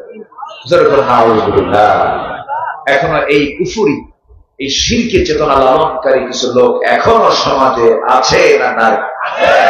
প্রকাশ্যে চলছে এখনো। এটা আইনের দৃষ্টিতে আসা উচিত। গোলাপসার মাজার একদম ঢাকাতে, মেইন একদম পল্টনে, গুলিস্তানে একদম গোলাপসার মাজার, রাস্তার চতুর্দিকে রাস্তা, মাঝখানে মাজার। প্রত্যেকটা দিন চোখে আমি দেখি সেজদা দিচ্ছে অহরহ, অবরোধ। সেজদা দিব আমরা কার কাছে? আসতে বলবো না কার কাছে? আল্লাহর কাছে। আমার নবীর কবরে কোনো সেজদা আছে? যারা গেছেন তারা টের পেয়েছে। আমার নবীর কবরে কোনো ফুল আছে? ফুলও নেই, কোনো পুষ্পস্তবক নেই, কোনো দোয়া নেই। আমার নবীর কবরের সামনে কেউ যে হাত উঁচু করে নবীকে চাইবে, নবীর কাছে চাইবে, এমন সুযোগ তো না। কারণ আমরা চাবো নবীর কাছে না আল্লাহর কাছে? নবী চাইছেন কার কাছে? আমি চাবো কার কাছে? তাহলে আমি যদি নবীর কাছে চাই, তাহলে কি আমার এই চাওয়া কি রাইট না রং? উনি আব্দুহু ওয়া রাসূলুহু, তিনিও বান্দা, তিনি আল্লাহর রাসূল। কিন্তু এক নম্বর পরিচয় হলো তিনি কি? তিনি আল্লাহর কাছে চান, তিনি মুখোপেক্ষী। আর আমার আল্লাহ অমুখোপেক্ষী। লাম ইয়ালিদ ওয়া লাম ইউলাদ ওয়া লাম ইয়াকুল লাহু কুফুয়ান আহাদ। আল্লাহুস সামাদ। আল্লাহ তাআলা কারো মুখোপেক্ষী নন, স্বনির্ভর, কাউকে লাগে না। আমেরিকার কি লাগে? আমেরিকার লাগে না? আমেরিকার লাগে না? আমেরিকা একা চলতে পারে? তোমার যে কয় সুপার পাওয়ার, কয় না সুপার পাওয়ার? কিসের সুপার পাওয়ার? আফগানিস্তান নাকের সুবানি খাওয়া হয়েছে, ঠিক কিনা? বুঝাই দিচ্ছে তোরা কিসের সুপার পাওয়ার, যা বহু কিছু করছিস তোরা, যা। আমার দেশে যারা ক্ষমতার মসজিদে বসেছিল তারাও ভেবেছিল আমরা সুপার পাওয়ার, ভাবছিল না? কে আছে অদম্য আমাদেরকে মোকাবেলা করতে পারে? নাই কেউ। 2041 ভীষণ 21, আবার ভীষণ চলে গেছে 41। এখন কোন ওয়ান? এখন 0। এখন কি? আল্লামা সাঈদীর কথাগুলো আজকে একদম অক্ষরে অক্ষরে মিলে গেছে। গাছের গোড়ায় এমন ঝাঁকি দেওয়া হবে, মামু বাড়ি দিল্লি গিয়ে পড়বা, ঠিক কিনা? ওটা কোথায় গিয়ে পড়ছে? আবার আরেক বক্তব্যে তিনি বলেছেন, আজ থেকে তাও 20 বছর আগের বক্তব্য, তিনি বলেছেন পালানোর জন্য একটা ইঁদুরের গর্ত খুঁজে পাবা না, কলার পথে শুয়ে আছে, ঠিক কিনা? আল্লাহ ওয়ালা মানুষের মুখ থেকে যা বের হয় আল্লাহ তাআলা তাদের মধ্যে এই ইলহামটা দিয়ে দেন। জোরে বলে সুবহানাল্লাহ। এই ইলহাম কে দেন? আল্লাহ। সম্মানিত ভাইরা, তাহলে আমরা তাওয়াক্কুল করব কার উপরে? আল্লাহর উপরে। আল্লাহ কি পারেন না অসম্ভবকে সম্ভব করতে? 80 বছরের সন্তান দিয়েছেন আমার জাতির পিতা ইব্রাহিমের। 80 বছর বয়স হয়ে গেছে, বুড়া মানুষ। হাজরা আলাইহিস সালামের গর্ভ থেকে আসলো কে? ইসমাইল আসলো। আল্লাহু আকবার। 80 বছর বয়স, বুড়া মানুষ। কি ভাগ্যবান হাজরা আলাইহিস সালাম। আমার মা যারা আলোচনা শুনতেছেন মনোযোগ দিয়ে শোনেন। হাজরা আলাইহিস সালাম একমাত্র নারী পৃথিবীর ইতিহাসে যিনি হারামের বাসিন্দা ছিলেন। এই পৃথিবীতে কোন মানুষ হারামের বাসিন্দা হতে পারেন না। এই পৃথিবীতে একজন মানুষ শুধু হারামের বাসিন্দা হয়েছে, কাবার বাসিন্দা হয়েছে, তিনি কে বলেন? হাজরা আলাইহিস সালাম। ইসলামে নারীর দাম কম নয়। ইসলাম আমার নবীজির দাওয়াতি কাজ যে শুরু করেছেন ইসলামের ইতিহাসে সর্বপ্রথম ইসলাম যে গ্রহণ করেছে একজন পুরুষ না নারী? একজন নারী, তার নাম হলো খাদিজা। তার নাম কি বলে? খাদিজা। আবার যদি বলি ইসলামের ইতিহাসে দ্বীন প্রতিষ্ঠার জন্য, দ্বীন কায়েমের জন্য সর্বপ্রথম যে দেহ থেকে রক্ত ঝরেছে সেই দেহটা পুরুষের দেহ না নারীর দেহ? সুমাইয়া রাদিয়াল্লাহু তাআলা। তাহলে মেয়েদের অবদান ইসলামে মনে হয় নাই? আসতে বলবেন না, ছেড়ে না। আমার মা আসিয়ার মতো নারী হন, আয়েশার মতো মা হন, খাদিজার মতো মা হন। এই সমস্ত নারীদের জীবনগুলো পড়েন, শেখার চেষ্টা করেন, রহিমার মতো আদর্শ স্ত্রী হন। আমার মা এই সমস্ত মেয়েদের জীবনীগুলো পড়বেন। আমার নবীকে ডানে বামে থেকে সর্বক্ষণ স্বামীকে সান্ত্বনা দিয়েছেন একজন নারী, তার নাম হলো খাদিজা। এই খাদিজার সম্পদ ইসলামের প্রথম কাজে লেগেছে। খাদিজার উৎসাহ নবীজির উৎসাহকে বৃদ্ধি করে দিয়েছে।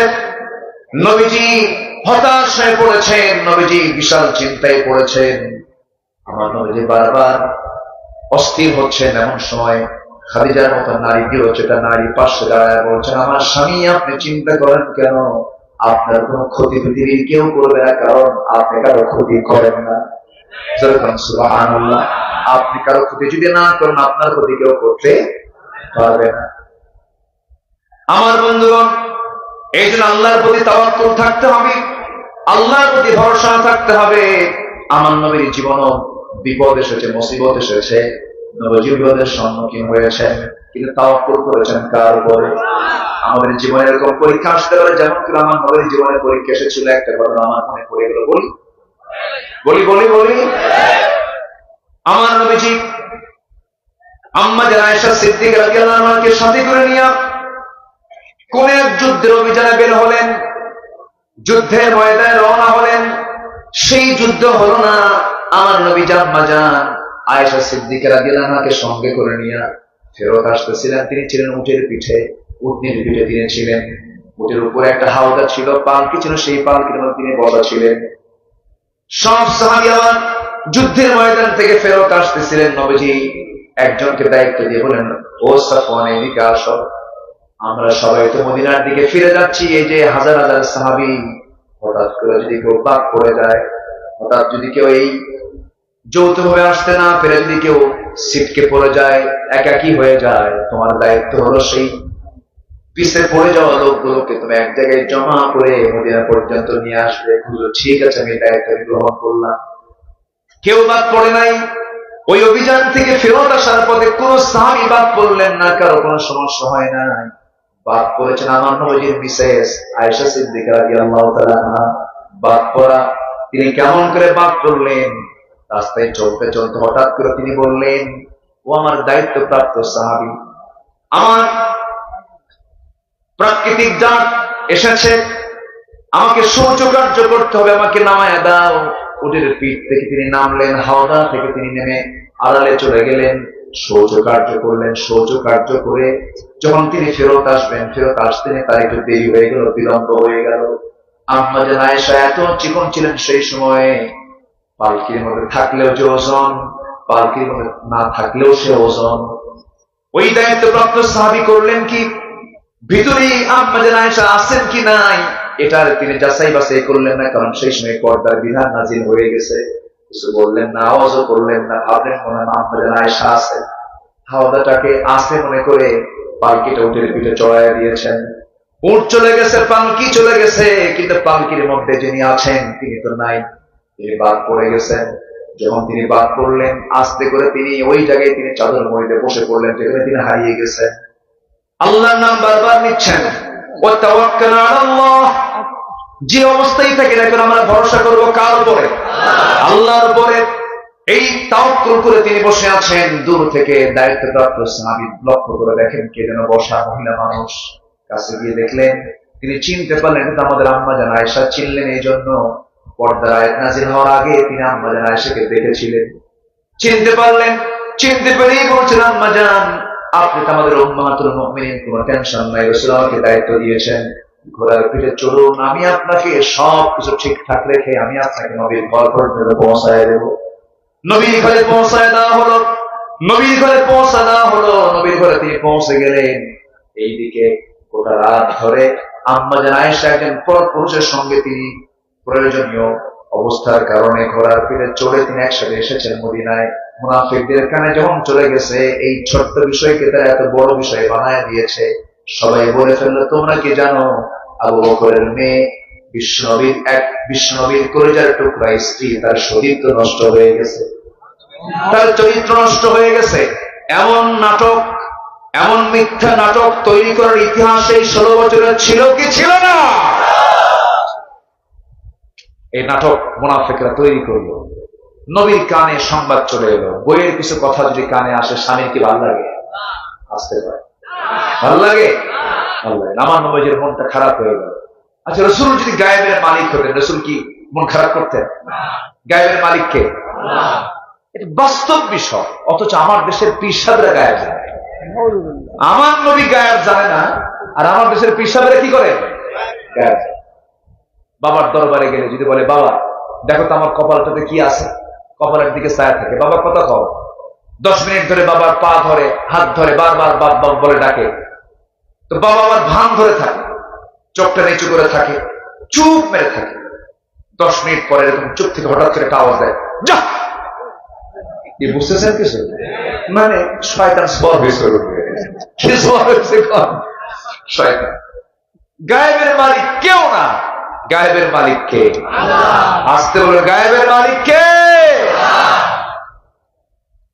আমার নবীজি বললেন, আয়েশা, কি যেন কথা আমার কানকে ভারী করে দিচ্ছে, আমার মনটা একটু খারাপ, আমার মনটা ভার হয়ে আছে। আয়েশা, আমার মনে হয় তোমার এই মুহূর্তে তোমার বাবার বাড়ি চলে যাওয়াটাই উত্তম। এই কথা কি সাধারণ আঘাত না মহা আঘাত? বলেন বলেন বলেন বলেন। বিশাল বড় আঘাত। এই আঘাত কি শুধু একজনের না দুইজনের? আমার নবীরও কষ্ট, আবার আমার নবীর স্ত্রী আম্মাজান আয়েশারও কষ্ট। আর আনন্দ কাদের? বলেন বলেন বলেন, আনন্দ কাদের? এখন মুনাফিকরা আনন্দ করে। মুনাফিকদের মুখে মাটি মেরে দেন তিনি কে? আমার নবীজি বলে দিলেন, আম্মাজান আয়েশাও কম না, উনি তো প্রচন্ড মেধাবী ছিলেন, প্রচন্ড মেধাবী।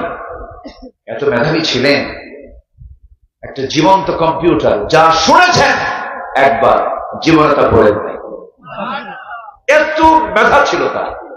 আমার নবীজি তাকে বিয়ে যে করেছেন, এটা ইঙ্গিত ছিল কার? আল্লাহ তাআলা।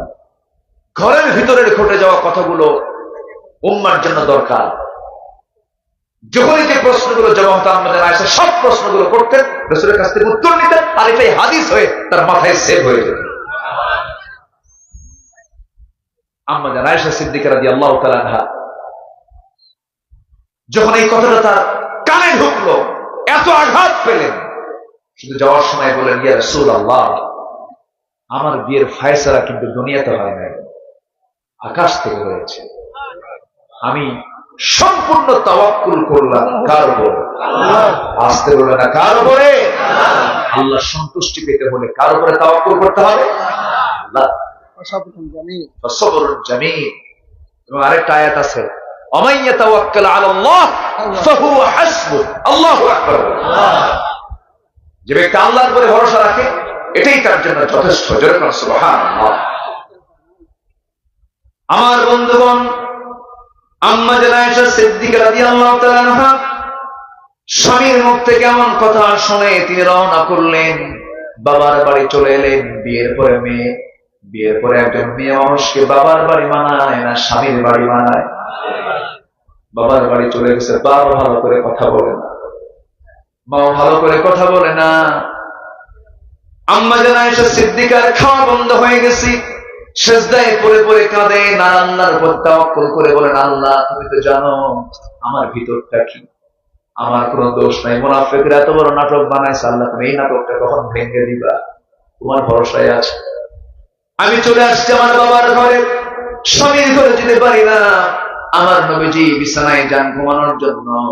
যে রাসূল বলতেন, আমার স্ত্রীদের মধ্যে সবচেয়ে শ্রেষ্ঠ স্ত্রী হচ্ছে আমার আয়েশা। আমার নবীজি ঘুমাতে যান, হাতটা বারবার আগায় দেন, কিন্তু আয়েশা নাই, বুকটা খান খান হয়ে যায়। আমার নবীজির চরম কষ্ট পাচ্ছেন, নবীজির চোখের পানিতে বালিশ ভেজে যায়, আম্মাজান আয়েশার চোখের পানিতে সেজদায় মুসাল্লাটা ভিজে যাচ্ছে। এরকম করে দিনের পর দিন চলতে লাগলো। সম্পূর্ণ ভরসা ইমানদার কার উপরে করবে? আসতে বলবে না, কার উপরে করবে? বিজয়টা আসে কার পক্ষ থেকে? আল্লাহর পক্ষ থেকে। 5 অগাস্টে যে আজকে 5 অগাস্টে যে বিজয়টা এসেছে, এই যে যুবকরা ছাত্ররা রাস্তায় নেমেছে, দিল থেকে ভয়টা দূর করে দিয়েছেন তিনি কে? দিল থেকে ভয় একদম দূর করে দিয়েছিলেন। স্বরাষ্ট্রমন্ত্রীকে লক্ষ্য করে পুলিশ কর্মকর্তা বলতেছে, স্যার একটা করে গুলি করি, একটাই শুধু বড়, বাকিগুলো সব আগায় আসে। এ তো উপায় নেই, পারতেছি না। এই যে কদম্য সাহস, এই সাহসের 16 আনা যোগান দিয়েছেন তিনি আমাকে। আল্লাহ। সত্যিকারের গণভবন সেই দিন গণভবনই হয়েছিল। গণভবন মানে কি? ব্যক্তিগত ভবন না, গণভবন কি মানে কি সবার? সেই দিন গণভবন 5 অগাস্টে গণভবন রূপ নিয়েছিল। আল্লাহু আকবার বলেন। সবার ভবন, যা সবার চলে গেছে সবার। সম্মানিত ভাই, আমি শেষ করে দিলাম নাকি? আলোচনা চলো, হুজুর মরু। হুজুরের তো পছন্দ থাকা দরকার। আবহাওয়াটা এত সুন্দর, একটা বাতাস মেরে দিয়েছেন আল্লাহ তাআলা। গতকালকে কিন্তু এর চেয়ে গরম ছিল, গরম ছিল না? আজকে চতুর্দিকে বৃষ্টি হয়েছে, কিন্তু এখানে পাবনায় বৃষ্টি হয়। তখন হয়েছে আল্লাহ আল্লাহ। আমি ভাবি আমার আসতে কয়, বৃষ্টি হয়, আবার যাবো, কি করবো? কমিটি খুব চালাক, বলেও কিন্তু আমার বলেন নাই তো আপনারা, মানে এই জন্য বলেন নাই হুজুর যদি শোনে বৃষ্টি যদি না আসে আবার তারা এক চিন্তায়। যাই হোক, আল্লাহ তাআলা সবকিছুকে সহজ করে দিয়েছেন, বলি আলহামদুলিল্লাহ। একটা মানুষের নড়াচড়া নাই, এত পিন পতন নীরব হয়ে কথাগুলো শুনছেন, আল্লাহর মেহেরবানি, বলি আলহামদুলিল্লাহ। প্রত্যেকটা লোকের কাছে আমার কামনা আজকে ফজর নামাজ জামাতের সঙ্গে হতে হবে। এমন কামনা কি করা যায়? যারা যারা ফজর নামাজ জামাতের সাথে পড়বেন হাত উঁচু করে দেখা, জোরে বলি ইয়া আল্লাহ, আমাদেরকে ফজর, যোহর, আসর, মাগরিব, এশা 5 ওয়াক্ত সালাত আদায় করা তৌফিক তুমি আল্লাহ দিয়ে দাও। জোরে বলি আমিন। সম্মানিত ভাই, তাওয়াক্কুল করবো কার উপরে? ভরসা করবো কার উপরে? সন্তান পেটে, ইব্রাহিম আলাইহিস সালাম বলেন, হাজেরা তুমি এই কাবার বাসিন্দা, তুমি এখানে থাকো।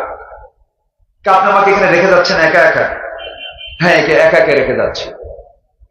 আল্লাহর নির্দেশনা আছে কি? হ্যাঁ, আল্লাহ তাআলার নির্দেশনা আছে। সঙ্গে সঙ্গে মুচকি হাসি মেরে বলেন, আপনি নিঃসন্দেহে চলে যান, আমার আল্লাহ আমার জন্য যথেষ্ট। তাওয়াক্কুল কার উপরে? আল্লাহ। চুল পরিমাণ মন খারাপ করে, সন্তান বড় হয়ে গেছে,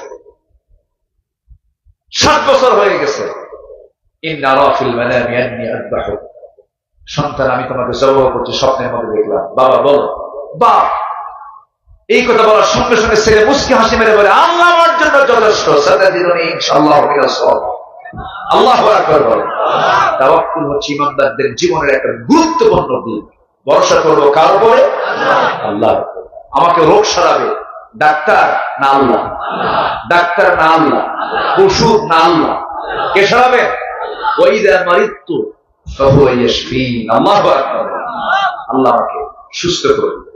সম্মানিত ভাইয়েরা, তাহলে আম্মা জান আয়েশা আছেন স্বামীর ঘরে না বাবার ঘরে? বলেন, স্বামীর ঘরে না বাবার ঘরে? কাদের ষড়যন্ত্রে? বলেন, কাদের ষড়যন্ত্রে? মুনাফিক। অথচ আম্মা জান আয়েশার দামটা কত? আম্মা জান আয়েশা বলেন, 9টা কারণে আল্লাহ তাআলা আমাকে শ্রেষ্ঠত্ব দান করেছেন। কয়টা কারণে? 9টা কারণে। নাম্বার 1 হলো, আমি আয়েশা নিজেকে ধন্য মনে করি, আমি একমাত্র আমার নবীর স্ত্রী ছিলাম। 9 বছরে বিয়ে হয়েছে, 13 বছরে বধূ হয়ে নবীর ঘরে পদার্পণ করেছি। নাম্বার 3 হলো, আমি জিবরাইলকে নিজের চোখে দেখেছি। নাম্বার 4 হলো, আমি নবীর সঙ্গে একই কাঁথার নিচে শুয়ে থাকতাম, আমি থাকা অবস্থায় ওহী নাযিল হয়ে যেত। নাম্বার 5 হলো, আমি আয়েশা নিজেকে ধন্য মনে করি, আমার নবীজি আমার ব্যাপারে বলেছেন, শরীর খাবার যেমন শ্রেষ্ঠ খাবার, আমার স্ত্রীদের মধ্যে আমার শ্রেষ্ঠ স্ত্রী হতেছে আমার আয়েশা। এমন কথা কারো ক্ষেত্রে তিনি বলেন নাই। আরেকটা কারণ, আমি শ্রেষ্ঠ।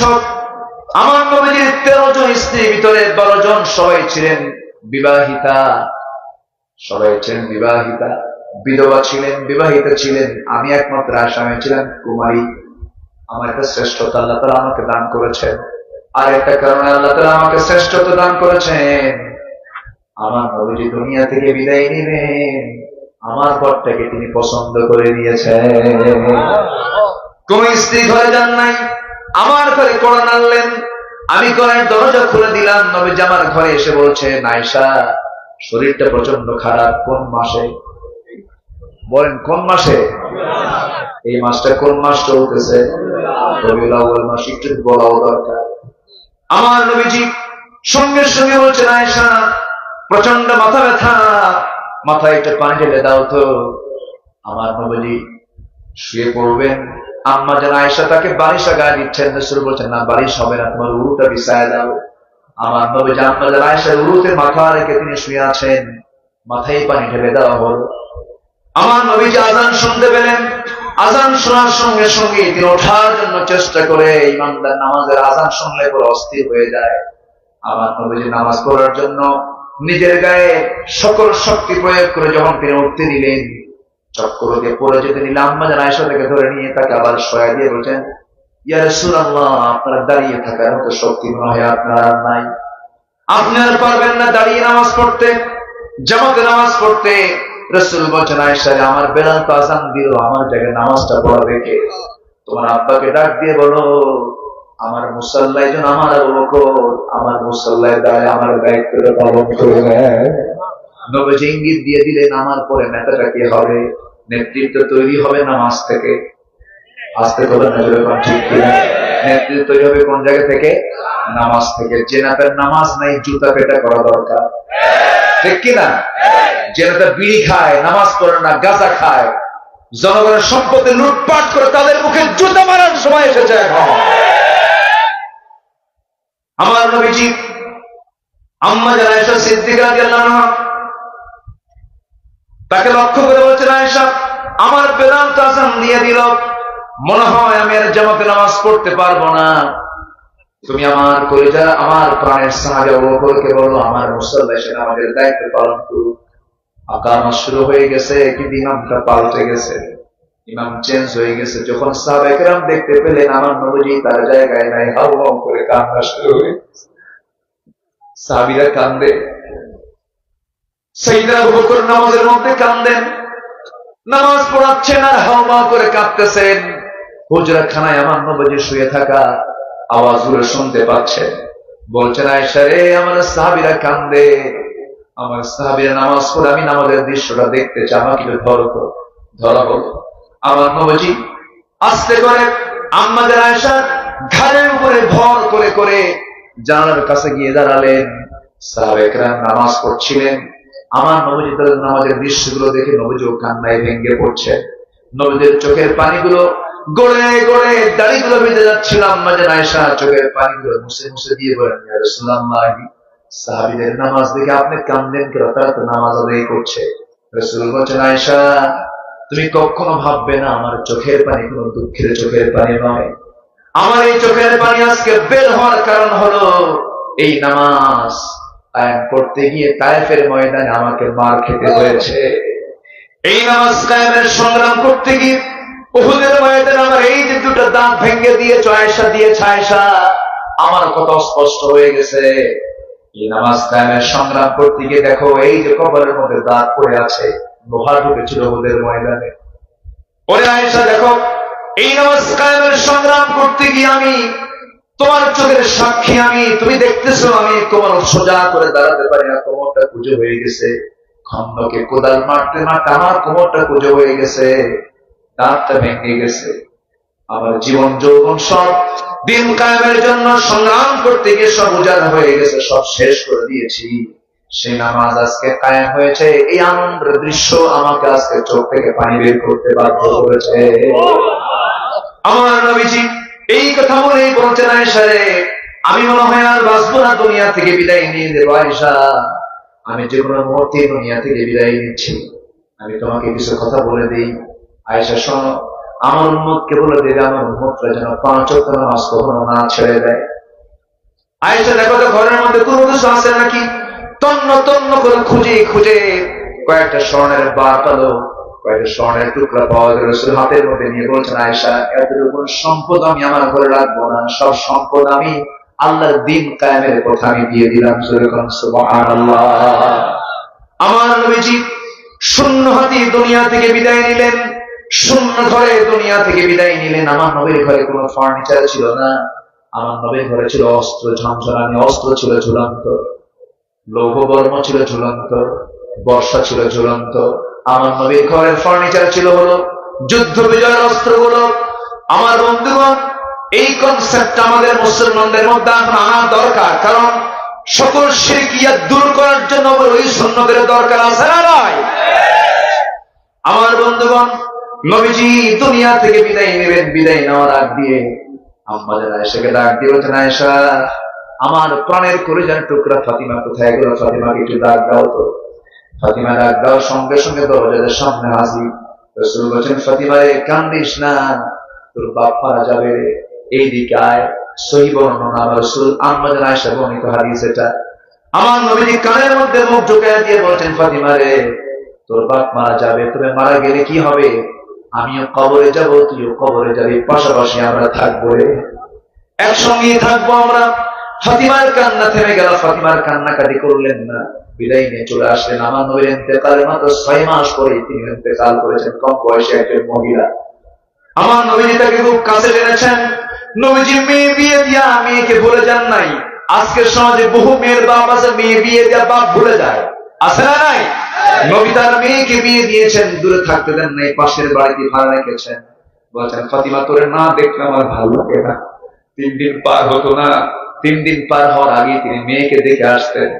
একদিন বলছে, আব্বা, আপনি হলেন রাষ্ট্রপতি, আপনি হলেন রাষ্ট্রনায়ক, আপনার মেয়ের ঘরটা হলো মেঝেটা কাঁচা, কাপড় চোপড় ময়লা হয়ে যায়, আপনার কলেজার টুকরো নাতি দুটো ছোট ছোট, দুধ খায়, রান্না বান্না করতে কষ্ট হয়, একটা কাজের মানুষ আমাকে দেন, একটা খাদিম আমাকে দেন। রাসূল বলেন, ফাতিমা রে, আমি তোমাকে একটা আমল শেখায় দেবো। কি আমল? দেখো ফাতিমা, এই যে জায়নামাজ টান দাও, দেখো কত দামি দামি মানিক মুক্তা, কত মুক্তা খচিত সম্পদ এখানে আছে। এই সম্পদ চাও না জান্নাত চাও? জান্নাত চাই আব্বা। রাসূল বললেন, ফাতিমা, তাই যদি চাও, দুনিয়ার জিন্দেগিতে কোনো খাদেমের দরকার নাই, কাজের মানুষের দরকার নাই, তোমাকে একটা আমল শেখায় দিচ্ছি। সুবহানাল্লাহ, আলহামদুলিল্লাহ, আল্লাহু আকবার। 33 34 বার 100 বার করে সকাল সন্ধ্যা পড়বে।